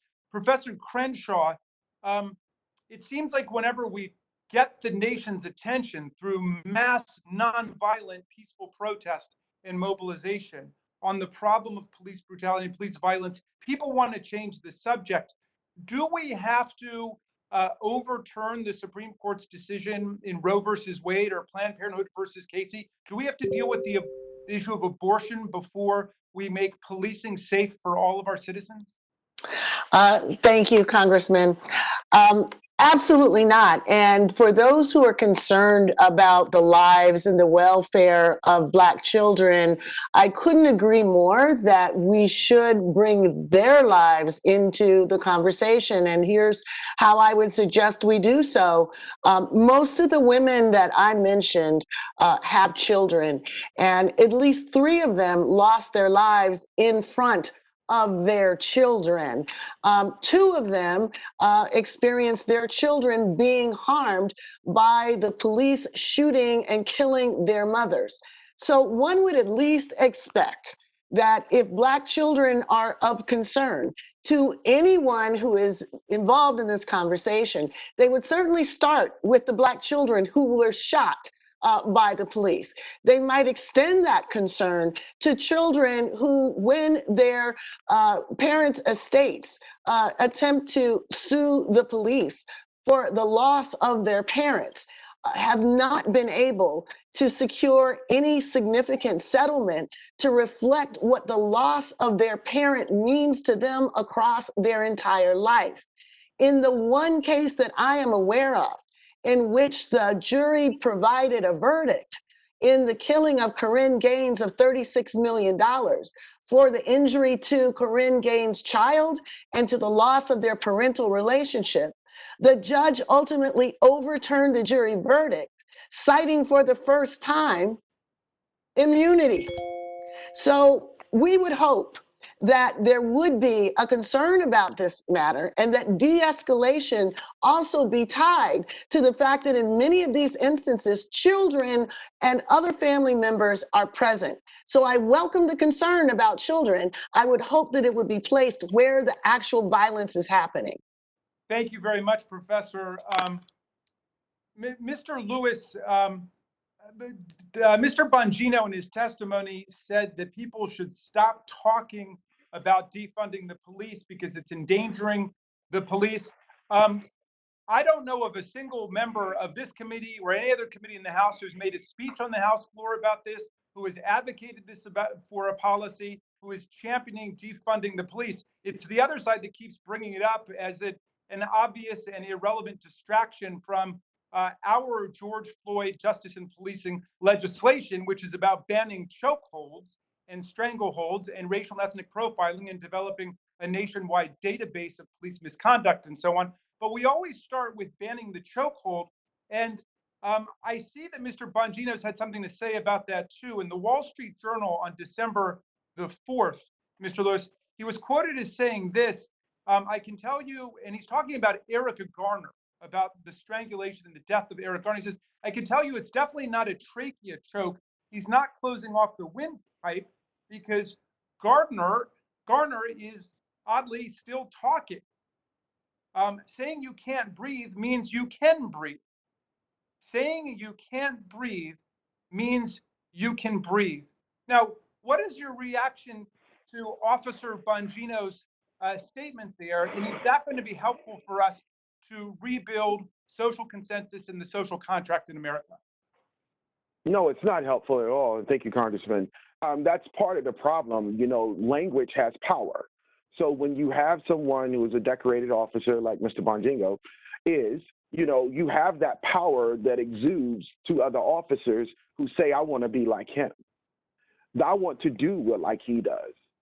When you have a person in a chokehold, it should be outlawed. And that's just it, plain and simple. If a suspect is saying he cannot breathe, you take them as their word. They cannot breathe. It is not your duty to be a medical advisor to find out whether or not if they're speaking, that means they can't breathe. Should we wait for them to die before we believe them? Absolutely not. I mean, you know, their job is to preserve life. It should not be to take life. That should be their job. And unfortunately, many officers have the mentality, I'm going home tonight. And I believe that that mentality creates this concept of, I'm going to get you before you get me. And I understand there are neighborhoods where officers have heightened alert. But when we're talking about defunding or putting money in resources that are needed, in my opening testimony, I talked about how little mental health training is giving. Locally within Tulsa, we have all heard in reference to we need more money, we need more cops, we need more funding. So just recently, the mayor has held a new police car wrap. That money is going to wrap new police cars. Could you imagine how much money could be given to mental health services, de-escalation, racial bias training. Thank you. Unfortunately, my time's almost up, so I just want to make one final point, which is in the HEROES Act, which we passed several weeks ago, the Democratic majority has funded state and local government, including police forces, first responders, fire departments. It's our Republican allies who refuse to support the HEROES Act, who refuse to put money into funding state and county and local government. And with that, Madam Chair, I will yield back. Thank you, Mr. Raskin. Next, we will go to Mr. Roy. Mr. Roy, you are now recognized. Well, thank you. I appreciate the opportunity to join here. I wish we were all meeting in person. I'd co-sponsor the remarks made by my friend, Mr. Heiss from Georgia, and I think a few of my other colleagues. I think it's important that we be able to look each other in the eye and be able to engage together to work through issues such as these. One thing I'd point out to my friend from Maryland, Chairman Raskin, Chairman of the subcommittee, I should say, that the HEROES Act that he laments not being passed was chock full of a significant amount of political priorities for the Democrat majority in the House, and was not a straightforward, simple piece of legislation, which I'm happy to work with my colleagues on, straightforward bills like getting the PPP Flexibility Act passed, that I was happy to work with my friend Dean Phillips from Minnesota on a bipartisan basis to do. I think this is the right approach. The HEROES Act was being jammed through at the last minute and was just dropping a massive multi-100,000, I don't remember how many pages, 2,200 pages, whatever it is, a massive bill with a whole lot of provisions in it, with a significant amount of dollars attached to it, with no real debate and significant input from the minority or frankly, the majority. I mean, we need to restore legislative order. We need to actually have debate, amendment. Let's get on the floor of the House. This isn't even a comment about the virus. This predates the virus. Let's get on the floor with simple, straightforward bills, and let's offer amendments. And let's have debate on those amendments. Let's discuss them. Let's talk about what we need to do to make sure that police have the backing of the American people and the support that they need to do their job, but that we're making sure liberty is being protected. We all want that.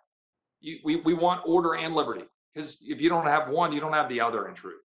And so with that and on that point, I would ask Mr. Bongino if he could shed a little bit more light, and I may not have heard every question asked, but one of the things that has been, I've been focusing on and trying to understand is two things that are bothering me.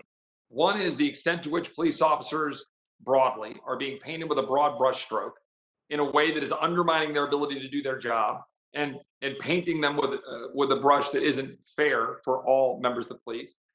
And that there's something like 60 some odd million interactions between Americans and law enforcement each year. It depends on how you count the numbers.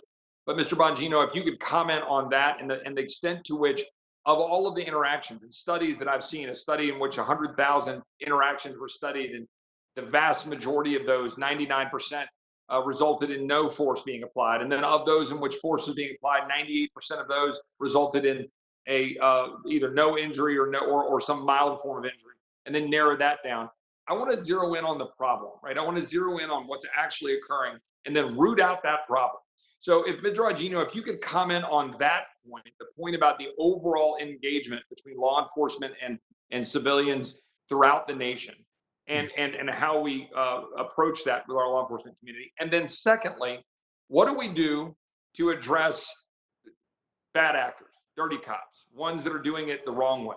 Where you have situations like we saw in Minneapolis, to be clear, where you've got an officer who had 12 previous complaints, I think, if I've got the number right in my head, I don't have it right in front of me, and a significant number of complaints in the Minneapolis Police Department, some of which were not necessarily pursued. How do we make sure that the right cops are on the beat, that the right cops are there and the wrong ones are not? And I would appreciate your thoughts on both of those questions. Okay, on the first one, as was just evidenced by Mr. Raskin, who entirely mischaracterized what I was trying to get across in that Wall Street Journal interview, because he has a lack of understanding about use of force, because he wasn't a police officer, of course. What I was trying to get across in that interview with the Wall Street Journal is there's a lot of misinformation out there about use of force when it comes to policing. Again, as we just sadly had to witness. I have the numbers here. 0.0004% of police interactions That's a 0, a decimal point, 3 more zeros, and a 4 actually result in the lethal use of force by a police officer. Again, all of those incidents are tragic. I don't even support the death penalty after adjudication, which offends some of my conservative friends, but that's okay. But having said that, these are not simple questions. The reasons police officers engage in use of force are very sui generis and unique to that situation and should be evaluated, and they should be subjected to due process and review. Having stated that, this is not a simple question. When you throw out talking points like, hey, listen, we need to get rid of chokeholds, have you thought any of that through? Number one, what is a chokehold? When you ask members of Congress and others, they have no idea what a chokehold even is. What I was trying to get across in that interview is, are you talking about a tracheal chokehold or the compression of a windpipe? Because if you are, that's very dangerous. That is unquestionably deadly force and can be almost instant deadly force if applied wrong and applied with a lot of pressure. The point I was making in that interview is a tracheal chokehold is not a carotid restraint. They may look the same, but they look the same because you're not trained to apply either one and you don't know what you're talking about. A carotid restraint is the compression of the carotid arteries on both sides of the neck. That technique is not dangerous. It is not dangerous. If it was dangerous, there would be no mixed martial arts competitions where it happens every night, or a jiu-jitsu school anywhere in America where it happens hundreds of thousands of times a day. It is a very safely applied technique to render a subject temporarily unconscious so he stops attacking you. It's not something you play around with. It is not a tool to be casually thrown around in a parking ticket situation. But if you'll notice in the Rayshard Brooks case, the tragic case where the man died, one of the officers appears to go for a neck restraint like that and lets it go, which later resulted in the implementation and use of a firearm. So for the members who want to throw out the term chokehold without determining what they're talking about, a carotid restraint or a tracheal restraint, I ask you a simple question. Well, if you don't want to use that tool, what's your suggestion? We go to impact weapons and a firearm? Oh, you don't have a suggestion, of course, because you don't know what you're talking about. Secondly, how do we get rid of bad cops? Well, body cameras, universal body cameras are a good start. They protect both the police officer and the public. The public, if they're being harassed by a police officer, should be able to go to that videotape. Secondly, as I indicated before with Representative Heiss, we've got to work with the police unions. They've got to step up here. They know that. Good cops know that. We've got to stop protecting bad cops. Not only are they creating harm for the community, which is deadly in some cases, but they're also contaminating the reputation of the good cops out there who sincerely show up to work today and every day with a desire just to help the community. One more question. I don't know where I'm in my time. It's hard to track here. So if you'll indulge a quick question, Madam Chair. One thing that I posit is that we need, I think, potentially more police on the streets, forming relationships and walking beats and engaging, not fewer. That's why I get concerned about defund and where that might go. We talk about toys and all those kinds of things. We talk about civil asset forfeiture. I've been talking about that for years. And I'm sure my friend from Maryland, again, we would probably have some agreements on a number of these areas with respect to civil liberties. One thing that I want to ask, though, is I've introduced a bill, HR 7270, to count the crimes to cut at, which would require DOJ to compile an inventory of criminal codes so Mr. Congress Roy, can take it. time has expired. Well, if I get finished, then I'll ask a question and then I'll wrap up. That it would require DOJ to compile an inventory of criminal codes so Congress can take another look at overcriminalization. That we've got a significant number of federal statutes and regulations. I would just ask Mr. Bongino, do you think reducing the number of crimes might make things simpler and a little easier for law enforcement to focus on crimes that matter in our highly overcriminalized society? Yes, I think that's a great question. Listen, the tragic death of Mr. Garner was because of untaxed cigarettes. Again, I'm not suggesting we should get rid of every law and every regulation, but policing for profit has created a number of incendiary situations in the community that were entirely unnecessary. That's a great question, and I agree with your assertion there wholeheartedly. Thank you for the indulgence, Madam Chair. We will go to Ms. Norton next. Ms. Norton. I want to thank all of our witnesses for being here, including, I might add, our police witness. I think it is very important to listen closely to the police, those of us who depend upon the police, and to not take a slogan about the police as what this committee and all of us really want from police. Listen to us, and I think we can get to what we need. I cannot help but have a question for Mr. Lewis. because he is from Oklahoma, I think even from Tulsa. And it is Tulsa at a moment when we're looking at structural racism in policing that is in the spotlight, and not so much because of what is happening in Tulsa now, as to what happened in Tulsa in 1921. The president was forced to move his rally from Juneteenth, the day when African Americans in some parts of the country, including Texas, first understood that they had been emancipated. The reason that we've invited, I'm sure, a witness from Tulsa is not because of necessarily the rally there, but because of what occurred in Tulsa, which is only now being recognized. It's probably fair to say that in no American community has there been a violence by police that equaled what happened in Tulsa, a virtual massacre of African Americans, which is only now being recognized nationally, and that largely because of the George Floyd eyewitness killing. The reason that your city is of importance to this discussion is what had been built there before this massacre, which occurred after an African American was accused of killing a white person. Mr. Lewis, it is where the Greenwood section is located, the so-called Black Wall Street.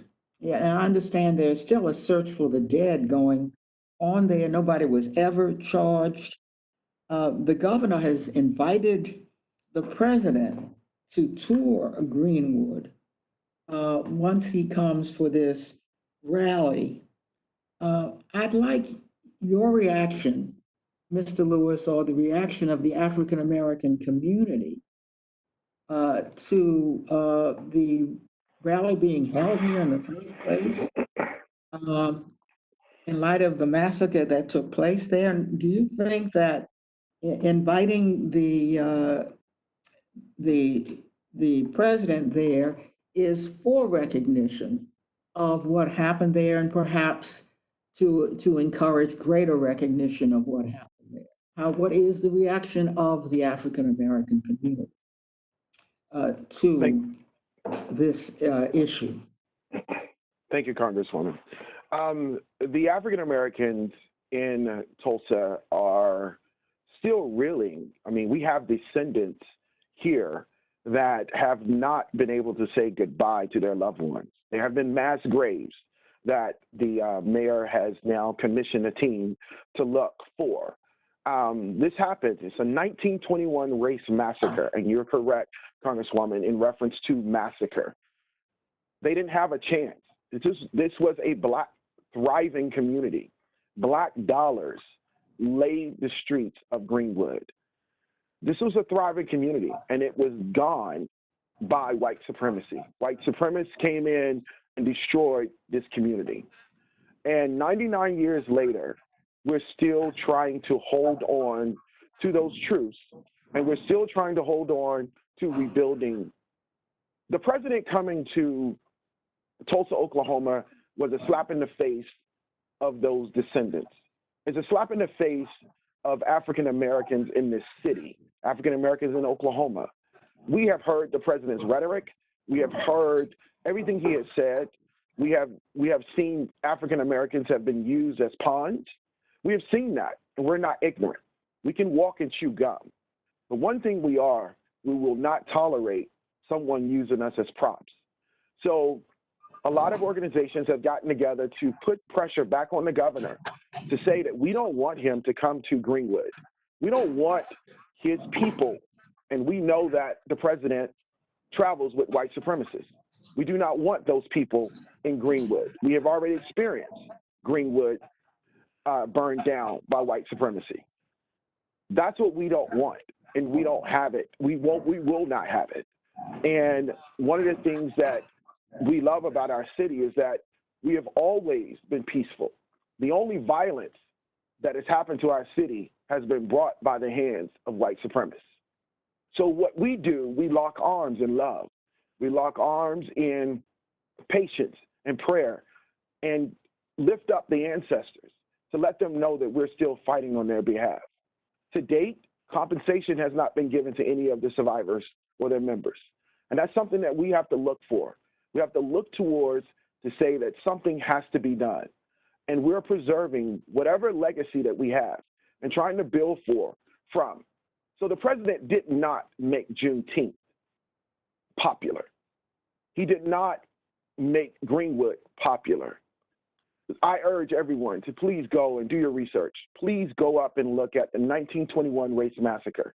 Please go and find out about Greenwood. Come tour and find out more. Find out how this thriving city was once dubbed Little Africa.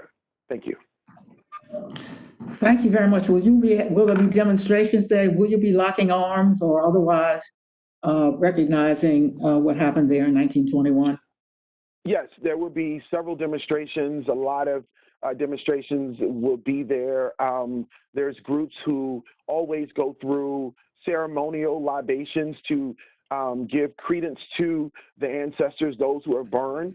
There will be tours. There will be, I think the Reverend Al Sharpton will be there to speak. It's going to be a celebration. And we celebrate Juneteenth here in Tulsa, and it is not a misnomer. We celebrate that. We want everyone to know that Tulsa is a beaconing of hope and a beaconing of light, but we also have to let people know that we will not tolerate any form of white supremacy in our Thank you, community. Madam Chair. I want to thank our witnesses. Thank you very much, Mr. Lewis. A very important testimony for this hearing. Thank you, Ms. Norton. Next, we will go to Mr. Lynch. Thank you. Can you hear me? Yes, sir.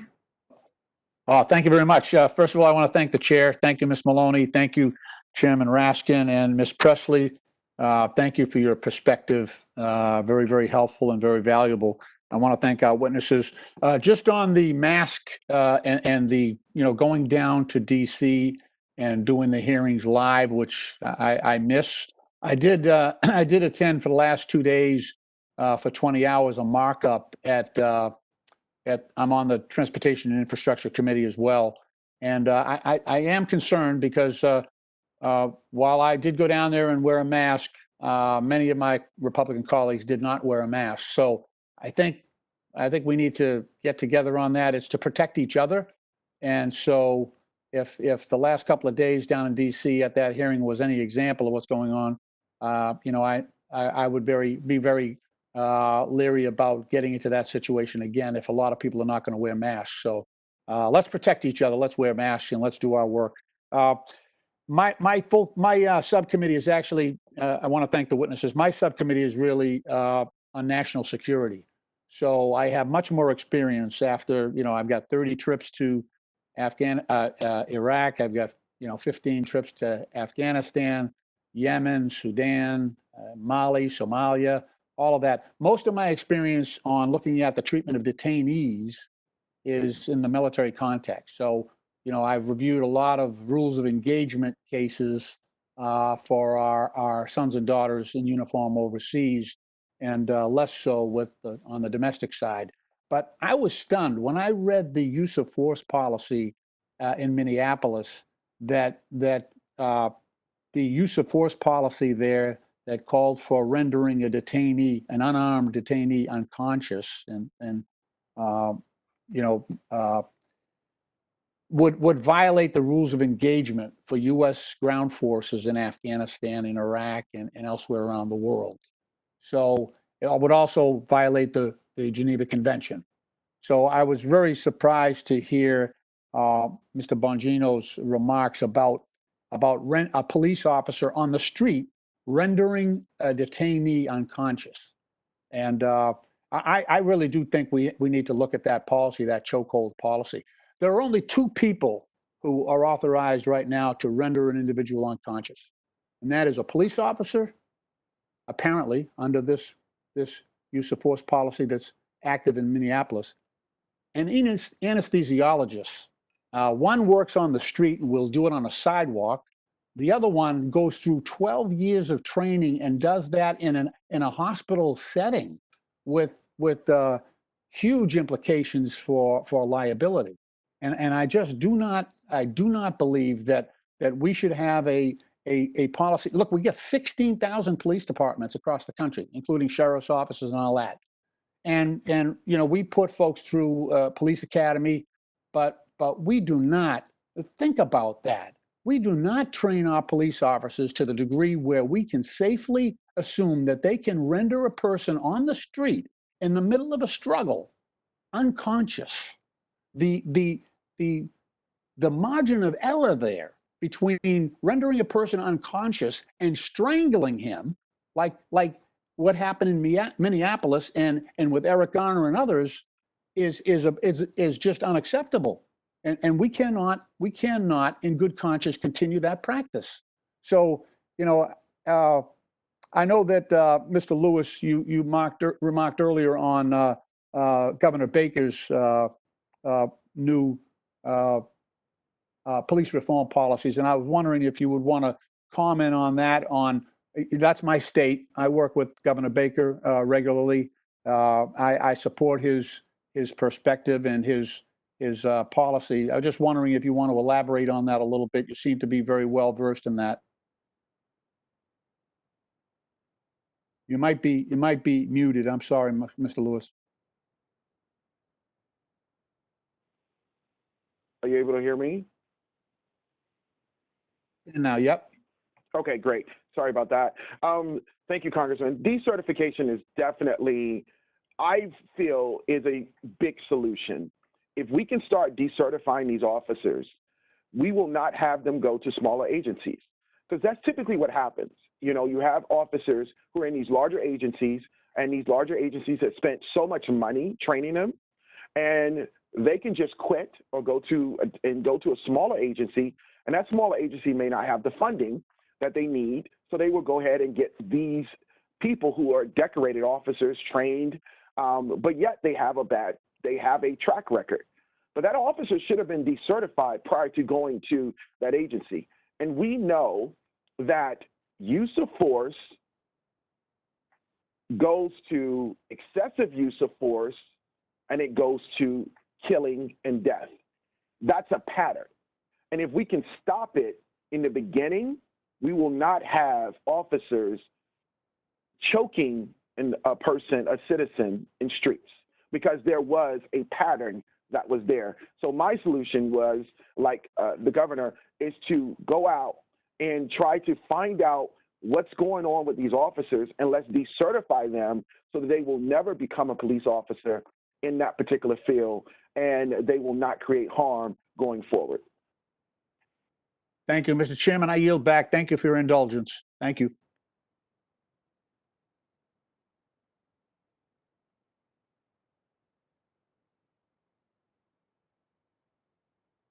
Thank you. Next, we will go to Mr. Connolly. Thank you. And thank all of our witnesses for being with us here today. I particularly want to thank the passion our colleague from Massachusetts, Ms. Presley, expressed. I wish every American could hear it. And I also want to thank Mr. Raskin for his eloquence in putting in context what we're dealing with today. Not a new issue, unfortunately. Mr. Bongino, and I'm going to ask you to try to keep your answer brief because I only have 5 minutes. Is it your position that there is systemic racism that needs to be rooted out in law enforcement, or it's just a few bad apples who need to be culled? My position is yes, racism exists, but thankfully it's isolated and becoming more so. Yeah, I don't think any of the other I don't think any of your fellow panelists would agree with that. I think they would say it's systemic, and it needs to be addressed in a much more fundamental way than simply culling out some of the bad actors. The problem is, although the overwhelming majority of men and women in law enforcement may be good people, the institution reinforces racism. the institution allows with impunity excessive use of force, particularly aimed at people of color. That seems to be a fact, not just an opinion. Let me ask Mr. Crenshaw and Mr. Lewis. It seems to me that we're dealing with a culture of impunity, so that when a particular police officer is charged, if that ever happens, with brutality or lethal use of force that was excessive and unjustified, what happens culturally is a circle the wagons kind of mentality, and that's the impunity. And for example, we've seen that right now in Buffalo. We saw police, a squad of 57 resign from a special unit in protest to the fact that one of their own had been charged with lethal force, unjustified force that led to a concussion and the inability of the victim to walk. A person, by the way, accused of being Antifa, who in fact was somebody associated with Catholic social justice movement. An older man, 75 years old, cracked his skull and can't walk. And then after that, when he was arraigned in court, a number of his colleagues from the police department came out to applaud him walking out of the courthouse, as if they fully supported his use of excessive force. We saw police officers in Louisville turn their backs on the mayor because the mayor dared to simply say, I think we have to have some fundamental reforms. We've seen New York police call in with the blue flu in protest to the fact that they're being held accountable at all. Historically, we've seen police unions, FOP, police associations in the aggregate oppose body cameras for more accountability, oppose civilian review control panels for more accountability, and consistently defending and reinstating cops who had repeatedly been charged with brutality, especially brutality against people of color. How do we get to a culture of accountability when we're still denying that this is a fundamental structural problem? And secondly, we've built a culture of impunity that resists at all costs any kind of accountability. Thank you, Congressman, for that important question. I couldn't agree more with your assessment of how the culture reinforces the lack of accountability. Let's take, for example, the head of the union in Minneapolis. He has had more than 20 complaints against him. He's been involved in 3 shootings. He said he doesn't feel a thing about that. And in fact is proud of it. So, it may well be the fact that there are a few bad apples in the sense that there are those who are willing to resort to violence in circumstances that are quite questionable. The institutionalized dimension of it is the fact that that kind of behavior is not punished, but it is rewarded. So those officers who are able to rise up the ranks by having this attitude that they are actually at war with the people that they are meant to serve.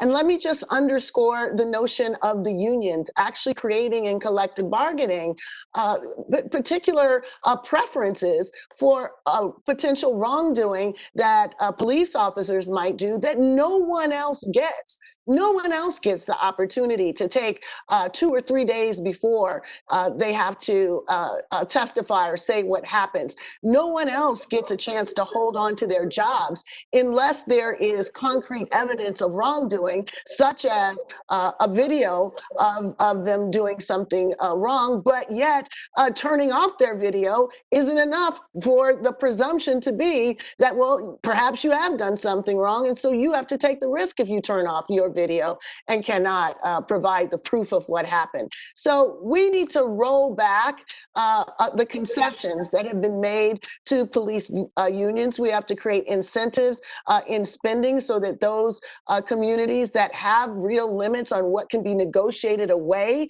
in terms of the rights of individuals to be able to have cases against police officers proceed in the same way that they would proceed if it was anyone else. Would you allow Mr. Lewis to answer the question, and I will yield back. Thank you.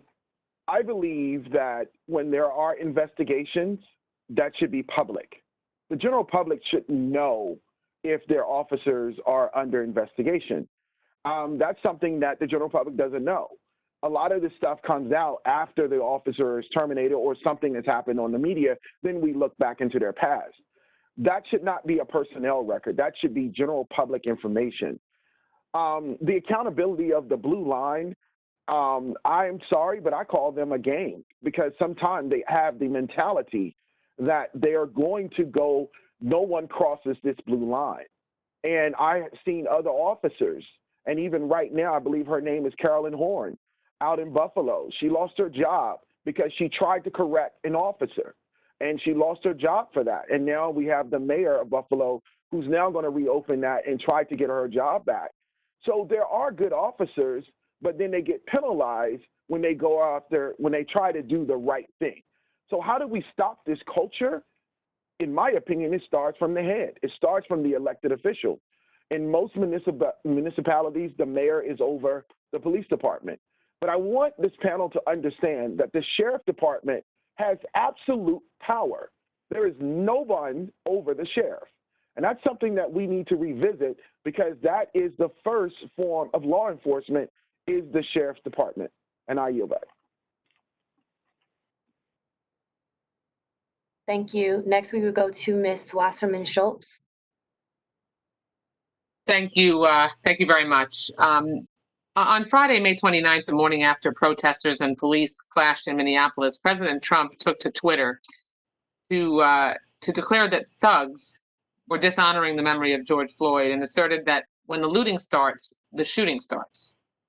I want to ask sort of a rapid fire series of questions because I want to really establish the impact that tone has on the overall cascade of events that follow, and the choices that people make with their words really shape the direction that the protests and the follow-up to an egregious act like the murder of Mr. Floyd did can go. So, Professor Crenshaw, can you tell us the historical roots of that statement? When the looting starts, the shooting starts, just briefly, and what the president was invoking? Yes, thank you so much for that question. The statement basically refers to the historical fact that law enforcement was used and continued to be used by mayors and other government officials reinforcing white supremacy. Specifically, it was a phrase by Walter Headley, the chief of police in Miami, Florida, who was basically using that as a warning, a threat, a justification about the use of violence against those who were seen as lawbreakers. And let's be clear, when we're talking about lawbreakers, we are basically talking about individuals and groups who were protesting discrimination, protesting white supremacy. The history that we're talking about is that history, the history of really even turning law enforcement against Martin Luther King. So we need to be clear about this. Yes, and being that I represent part of Miami-Dade County, and the rule that you never ask a question that you don't know the answer to, I appreciate having an expert actually articulate that answer. Thank you so much. Mr. Lewis, what does it mean to you when you hear the looting starts, the shooting starts? Dog whistles. We know what that means. We hear it in the media all constantly. We know exactly what group they're talking about. We're talking about minorities, and it's an insult. And minorities are not the ones who are just always looting. So it's an insult. Thank you. And it's ridiculous. The president later attempted to clarify his remarks by saying that it was spoken as a fact, not a statement, and said that nobody should have any problem with it other than the haters and those looking to cause trouble on social media. Which leads me to jump to that there have been countless other nationwide protests in this administration. The Women's March, protests against the Muslim ban, the march that took place after the Marjory Stoneman Douglas shooting, marches against bans on banning kids in cages. And you notice the administration didn't react to any of those protests. Professor Crenshaw, why do you think governments reacted to protests for racial justice so differently? And what I want to zero in on is that there's a double standard that we see from the Trump administration, which appears to be rooted in racism.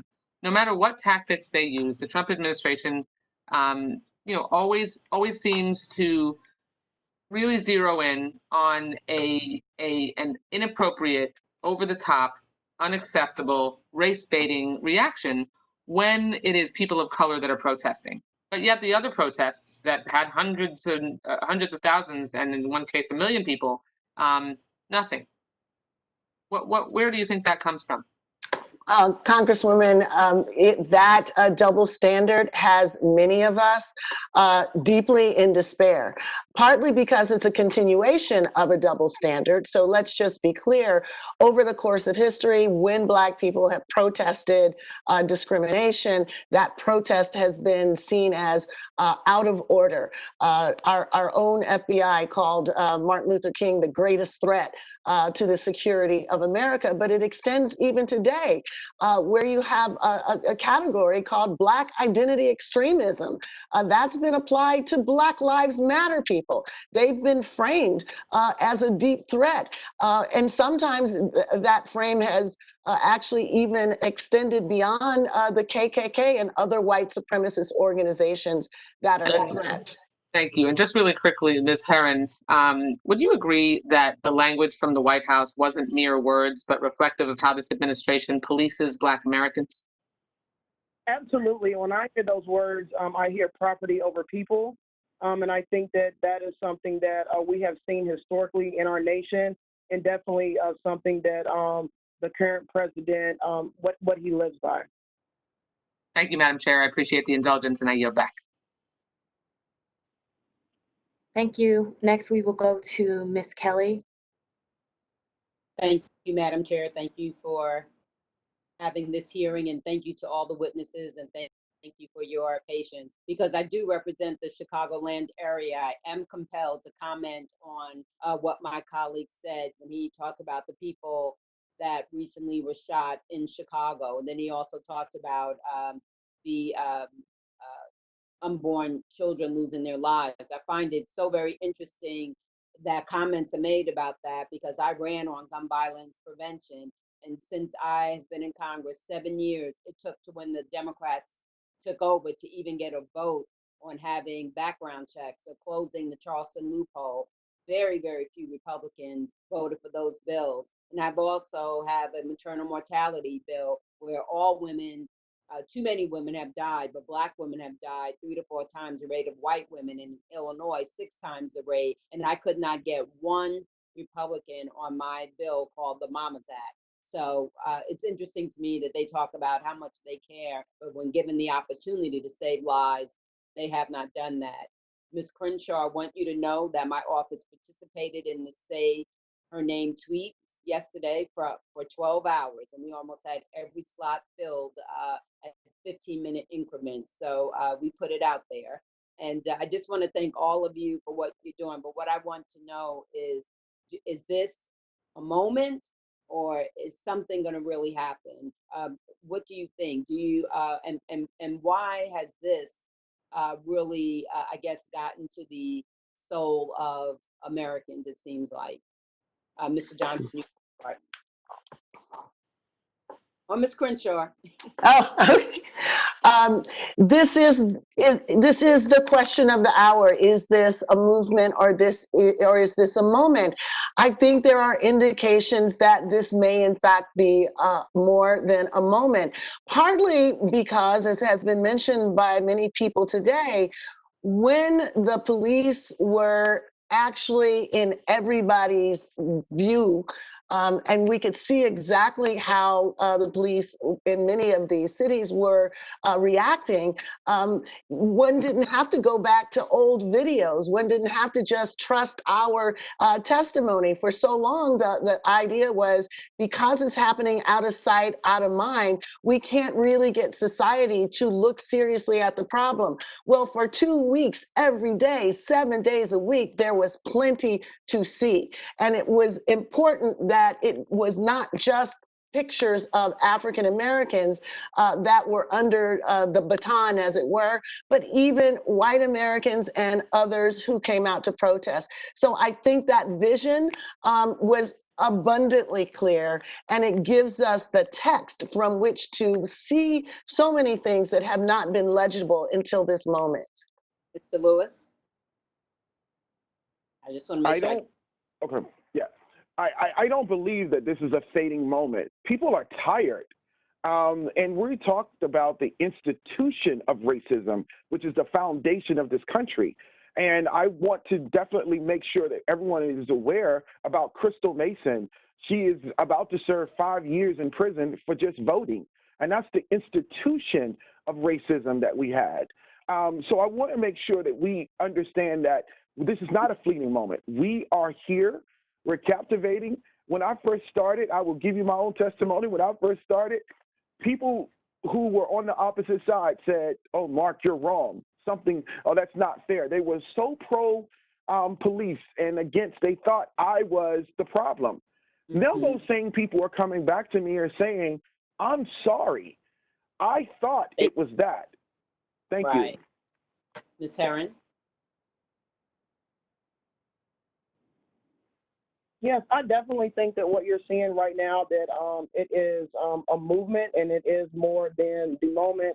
I know that for us here in Kentucky, we have seen our young people lead. I've seen across the nation our young Black folks lead. And I think one thing that is important is that when we've seen some of the other movements with young folks, some of the gun violence things with young folks, the Black voice has been left out. And the Black voice is not going away anytime soon. And so I think that what you're seeing is that people have to listen to this voice now, and our young people are not going to stop. And this is their nation. This is their society. They're the ones that are going to be raising the next generation of kids, paying taxes, and being our next legislators. Oh, I've run out of time. I don't know if they'll let the other two witnesses speak, but thank you so much. And thank you. We're counting on you guys too. So thanks. We're all in this together. Thank you, Ms. Kelly. Next, we will go to Mr. Grothman. Hi, I'm not aiming this at anybody in particular. I have a long history in politics, but I was in the state legislature, and I had a bill about 12 years ago making it easier to get rid of a bad police officer. I got almost no help at the time. I did get one Democrat senator to sign on, but I'm very pro-police, but I think even the good police don't want to protect the bad police, but sometimes the power of the police union and politicians going to bat for them are a problem, and it's particularly a problem in our big cities. I think there are rumors that was a big problem in Minneapolis that maybe resulted in this death. Could somebody comment on why, because we have, a lot of you here live in big cities, why so many people vote for politicians in big cities who really, as part of their campaign, their major goal is to help the unions, or one of the goals to help the unions protect the worst actors. Do you have a reason why historically that's been true? Why those politicians have a tendency to get elected in our big urban cities? Well, I will just say that I believe it is because we have not yet created a robust imagination for the electorate to understand public I mean, this has been going on for achieved. This has been going on for like 20 years. My bill came out 13 years ago. It's not a new thing. I mean, it seems by design. And for the last 50 years, the inability to understand public safety beyond policing for the electorate allows politicians to only depend on that one tool exclusively and not paint a broad picture for folks to imagine that we can indeed have public safety beyond policing. And so I think elected officials are afraid of the police unions because people in our communities do not understand that we can indeed implement strategies that can indeed make our community safe. Okay. My next comment, I just do want to point out on behalf of people in my district who've come from all over the world, they always bristle at the idea that we have a racist society. So you understand, not everybody feels that way. I talk to people who come here from all over the world and are making it. And when they compare America to their countries at home, they feel it is so much easier to be a success in America than in Asia, Southeast Asia, Africa, what have you. So at least my experience in my district is with people who have done very well despite coming here, not even being able to speak the language, having a different religion. Can just look they don't look European at all, and they make it all the way. And I think we can go overboard in saying that it's difficult to make it in America if you're not a European background, because many people make it. And in my districts, so many make it, and they think they take it as a little bit of an insult to America when they imply that you can't make it. Question for Ms. Haron. I see behind you, you've got a picture of Angela Davis. And, I know what her politics are.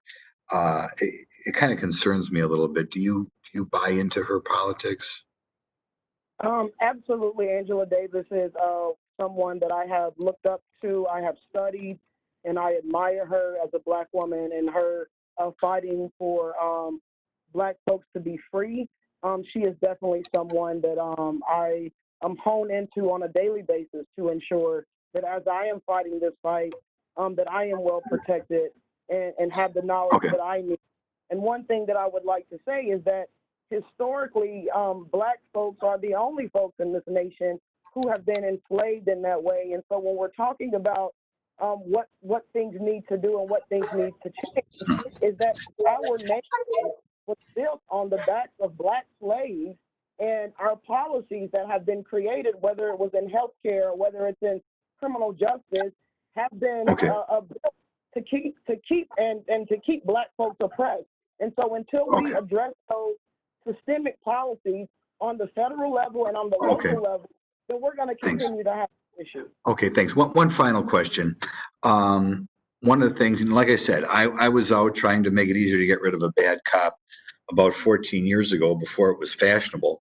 But one of the things that frustrates me, my district does not include the city of Milwaukee, but it's adjacent to the city of Milwaukee. And right now our murders are up something like 20 more than this time last year, including somebody I've heard a little bit about who died working at an all-night gas station, the kind of late into the morning after a Black Lives Matter demonstration. And like I said, 20 more people have died this year than last year. Nevertheless, we're having hearings, and everybody cares about, as well they should if they're bad problems, about the gentleman who died in Minnesota. But we have so many people dying in Milwaukee. We had a few weekends ago, where we had 30 people dying in Chicago. And it makes people like me wonder a little bit, where is the outrage when people die on the north side of Milwaukee or on the south and west side of Chicago, other than guns? I don't blame guns as being the answer. Guns is part of our Constitution. We have guns forever. Guns all over my district. We don't have a high murder rate. Where is the outrage over these deaths, which are so wildly more than the handful of deaths at police? And it frustrates me when I see, to me, I don't know why Black Lives Matter can't take a GoFundMe page or something for the people who died kind of in the aftermath of the protests. Why is there not more outrage or sympathy for this much larger group of people who are dying? There is outrage and there is sympathy. I work with people in Milwaukee, Reggie Moore, the 414 for Life, and they literally lead walks every time there are people who are killed. There are outrage in the congregations. There are outrages in the home. People are weeping and grieving at the loss of life. It is often not covered by the press. I do believe that we should continue to ask these kinds of questions, but also lift up solutions. We have solutions. The Urban Progress Act is a solution. Scaling up gun violence prevention programs is a solution. If in Milwaukee they were resourced to the full extent of their budget, we Pastor could McBride. eliminate those kinds of shootings. And so Pastor I McBride. just want to push back on this idea that there Mr. are Berthman, no your time outrage. has There is expired. outrage. Okay. Do I have one more question? Your time has expired. Okay. Next, we will go to Ms. Porter. If I go. Hello, thank you all for being here. My colleague on the other side of the aisle just referenced the gentleman from Minneapolis who died. Say his name, George Floyd. That is who died. And that is what's prompting this long overdue continued national discussion about what we're going to do about the systemic racism in this country, which manifests itself in our police system, but in so many other aspects of our country as well. I wanted to talk today on June 19th, on Juneteenth, a really important, significant day in our country's history for all of us, but especially for our Black community. Most people really don't know about Juneteenth. I know growing up in rural Iowa in the 1980s, we didn't learn what Juneteenth was in school. And even as I went off to college and was an American Studies major, even my own exposure to Black studies and the African-American history and experience in this country was more limited than it should have been. And this really hasn't changed today. In 2017, the Southern Poverty Law Center surveyed social studies teachers and high school seniors to understand how American slavery is taught in our schools. And the findings were really alarming. More than a third of students thought that the Emancipation Proclamation ended slavery, not the 13th Amendment. They weren't aware of that. Nearly 60% of teachers didn't believe that their textbooks' coverage of slavery was adequate. And I won't even get into how our teachers are constrained by curriculums, by textbooks, and by testing. There are just so many parts of this country's history that we have intentionally overlooked, that we have shielded ourselves from viewing, that we have hidden our eyes from seeing, that have been wiped from our history books. Professor Crenshaw, I wanted to ask you about how we can improve education, both for children and for adults, about systemic racism and the long history of racial injustice in our communities. Can you start by briefly explaining to everyone what intersectionality is? Thank you for that question. Intersectionality is basically a framework for understanding the way that racism, sexism, and other forms of illegitimate discrimination actually come together to create burdens, obstacles, and experiences that are greater than the sum of its parts. It's basically to say that if you have an understanding of racism that doesn't look at the way race plays out across gender, it's limited. If your understanding of sexism doesn't look at its intersections with race, it's a partial understanding. And I think we can see many of these examples in the conversation about policing. One issue that I mentioned earlier was sexual abuse against Black women. There was a case in which a police officer in Oklahoma City was accused of raping 13 Black women. That is an intersectional vulnerability, but many of the organizations that fight against interpersonal violence don't see interpersonal violence when it happens by police officer as part of their agenda. And some who fight against anti-Black racism don't often see how that intersects with patriarchy and sexism. So basically intersectionality is saying, let's broaden the way we think about this issue, because that will help us see it more clearly. And if we can see it more clearly, our solutions will follow suit. Thank you very much for that. And how can we integrate intersectionality into educational curricula? Because I have seen, as you know, from my education to my children's education, more effort to teach about different cultures, different people, different parts of our country's history, but it's treated as a unit. Like, this is our unit on this. This is our month on this. How can intersectionality help us create a more rich curriculum that recognizes that the experiences of Black Americans are the experiences of Americans, and that this ought to be woven throughout our studies rather than treated as a special topic? And that is the essential question of the moment. How do we take this energy and the conversations that we're having and make them a fundamental part of what we teach our children? And I will say that one of the challenges of intersectionality and a broader structural race understanding is that many parents and some school districts really don't feel comfortable with interrogating our past, understanding how our past constitutes this moment. To put a case in point, the African American Policy Forum has an unequal opportunity race video. It's on YouTube. People have used it in Black History Month. They've used it in other occasions to try to show people when an entire group of people has been cut out and not allowed to participate, even formally, until 1965. That shapes everything.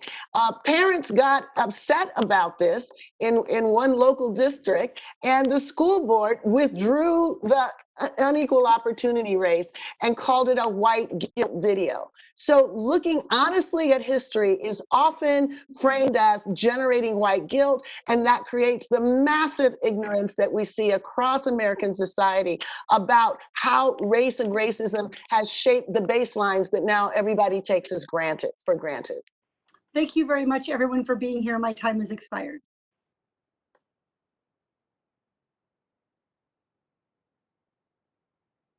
Thank you, Ms. Porter. Next, we will go to Mr. Raskin. Wait a minute, back to Maloney too. Ms. Maloney. Okay, first of all, we're waiting for Jackie Spear. It's good to see all of my colleagues. I will be seeing each other together next week and voting for this important bill. While we're waiting for Jackie Spear, we're trying to find her. I would like to ask Mr. Johnson, I'm so glad to have you here today. You have spent years advocating on behalf of your nephew and families across the country who have lost loved ones. And as we consider next step at sweeping reforms, what do you and those families want members of Congress to know? Today, here on the West Coast, the question was asked, I should step back. The question was asked, is this a movement or a moment? Today, here on the West Coast, all 29 courts are shut down for 8 hours in regards to police accountability and transparency. The ILW Longshoremen Union Local 10, with the rest of the longshoremen ports up and down the West Coast, has stopped work today. International cargo coming into the West Coast cannot enter because of what we are witnessing happening to people of color when it comes to dealing with police and the failure to be held accountable and the failure of transparency being given. I don't want us to forget the Ayanna Jones, 7 years old, killed in Detroit, the same way Breonna was killed. And because of our failure to pay attention to these type of murders and to learn from them, Breonna Taylor, as you know, was murdered. Ayanna Jones was 7 years old. We go to Isidore Monroe, 107 years old. And yet a SWAT team kicks down his door and murder him. No person of color, irregardless of your age, is excused from being murdered by these rogue police officers. And again, we know there's good police officers that exist. However, the good police officers need to hear our cry, and that is to become accountable, to hold those bad officers accountable, and to begin to have them removed from the system. And accountability, with that type of help, will eradicate this problem that we have today. But it's also important to also understand that I believe that though I have fought for legislation for the last 7-8 years, AB 71, use of force data collection in the state of California to the Department of Justice, AB 953, the Racial Identification Profiling Act, up to SB 1421, the right to know, AB 748, the video and audio release, and just recently, the most stricter use of force legislation in the nation, AB 392. Now the question is, are our agencies locally and statewide abiding by the laws that are being passed? I say no.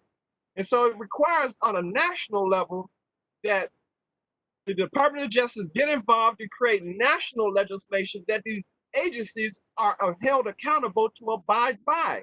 That in itself will begin to help, I hope, begin to end the murders that we see happening consistently by these rogue police officers. But it's a call out from us family members that the good officers come on our side and begin to cross that blue line so those bad officers can be arrested, charged, convicted, and sent to jail.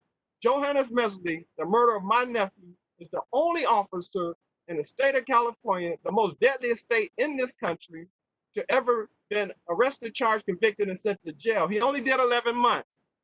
So that takes us to the other question. Just because we get an officer arrested and convicted does not mean that the DA system does not fail.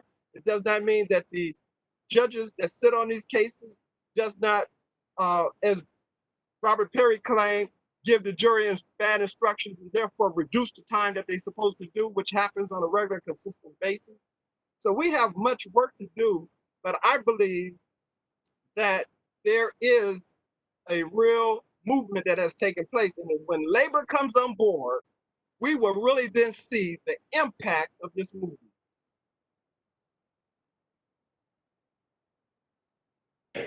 Thank you so much. And I believe Jackie Spear is available now. Is that correct?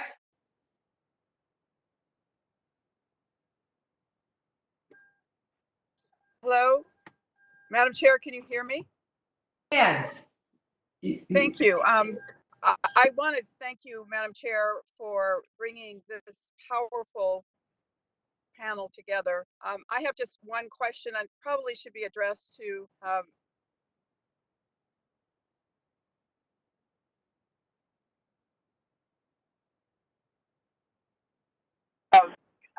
feeds into the deaths of so many of these innocent victims is the number of guns we have in the United States. When you look at the number of deaths by police officers per year, I think it's 1,000 in the United States, and Canada it's 30 and none. And I'm just curious from the panelists, to what extent do we also attribute this brutality to the fact that there are so many guns in our society? It is without a doubt. It is without a doubt that proliferation of weapons in the United States is certainly an issue. And yet we know that there are ways and strategies to reduce gun violence in our country without having to fall into Second Amendment fights. And so we do believe that these strategies that have been championed by so many across the country, cities like Oakland, Stockton, Camden, New York, Boston, Los Angeles, have decreased gun violence in their cities by 30% on the low end and 70% on the high end in less than 24 months. And so a comprehensive gun violence prevention strategy, we think, is about limiting the illegal trafficking of weapons, but also scaling up public health interventions that can indeed leverage the tax base of our local municipalities in ways that help us rely less and less on the kinds of policing strategies that cause civil rights abuses, that cause the kind of criminalization and collective punishment of all communities. So these strategies are at our disposal. The Breaking the Cycle of Violence Act is a wonderful start. And we hope that as we talk about police violence and the concerns about public safety, we can indeed talk about the solution to those fears being these strategies that are championed by so many across the country.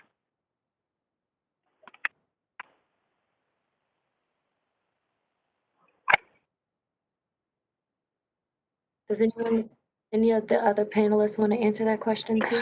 Well, I think I would like to just point out a couple of problems with the way in which much of the conversation about gun violence under values the concerns of African American gun owners. There seems to be a functional reality that African American gun owners are basically operating under a sort of lower form of protection of their Second Amendment. Breonna Taylor's boyfriend was initially arrested and charged with attempted murder because he exercised what he thought was his right to protect his family from what looked like a break-in. The same thing has happened with Philando Castile. And Corinne Gaines also had a registered firearm, which she initially said that she had when she thought the police were people breaking into her home. She ended up being killed after Facebook turned off her stream of her effort to protect herself and her child. So while it is utterly significant and important to be concerned about gun violence, it's also important to be concerned about what appears to be the disparity. No one I know thinks that African Americans could march into a state capitol and have a standoff with officers, with legislators inside holding guns. We very much are concerned about the disparity and the asymmetry in those Second Amendment rights. Thank you. Thank you, Madam Chair. Is recognized for a question? Thank you. Hi, Jackie, are you finished? Yes. Okay, Mr. Raskin is recognized for a question. Thank you, Madam Chair. I've got one final question for Reverend McBride. Professor Crenshaw made the powerful point in answer to Representative Porter that too often people interpret the effort just to educate about the actual history of our country as an effort to impose guilt on white people. And I saw an interesting speech by Brian Stevenson where he said that this moment in our history is not about assigning guilt and punishment to the mass population. It's about liberation and about us liberating ourselves from the injustices and the cruelties of the past. And I wonder, this occurred to me when I had a constituent who called, who was a Republican, whose children had gone down to protest at the White House, and they got caught up in that unidentified police paramilitary riot that Bill Barr and President Trump unleashed on the protesters in Lafayette Square with rubber bullets and tear gas and pepper spray. And he said he could not believe that his family was treated like that. I'm wondering if you would reflect a little bit about what's in this, not just for the African American community, but for all Americans, for us to take away this power of arbitrary violence that the police or some police officers have arrogated to themselves.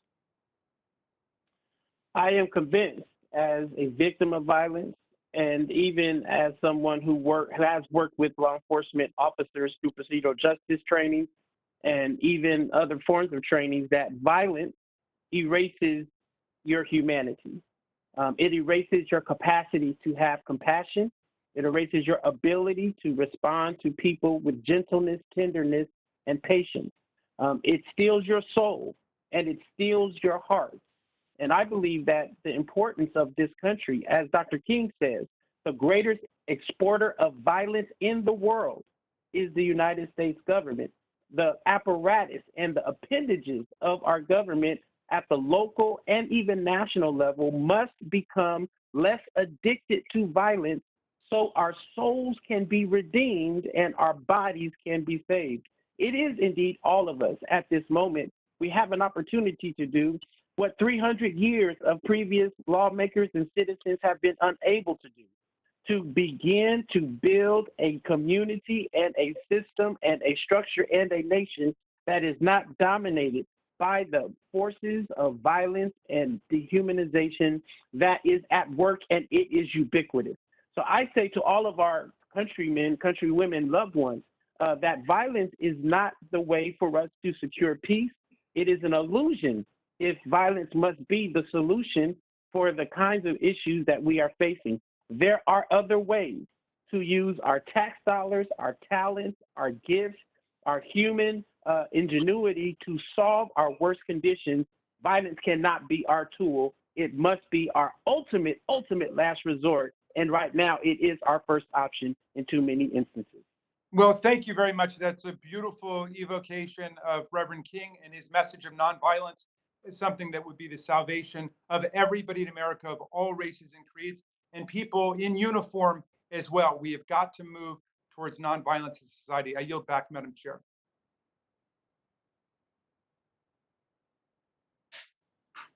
Thank you. I want to thank all of our briefers. You were all very insightful and inspiring. We thank you for being here today. And I just want to respond to Uncle Bobby's statement that impacted people do have a voice.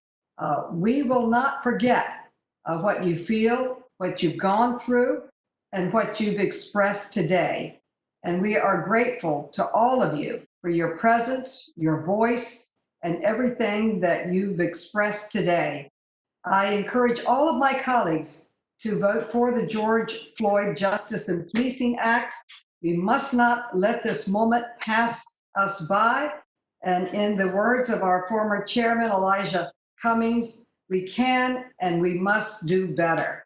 I thank the staff. I thank all the members. I especially thank our briefers today for their insight, their experience, their wisdom, and we will carry that to the floor of Congress when we vote next week, and we will carry it to our colleagues in Congress as we work for the passage of this important bill. Thank you, and I yield back.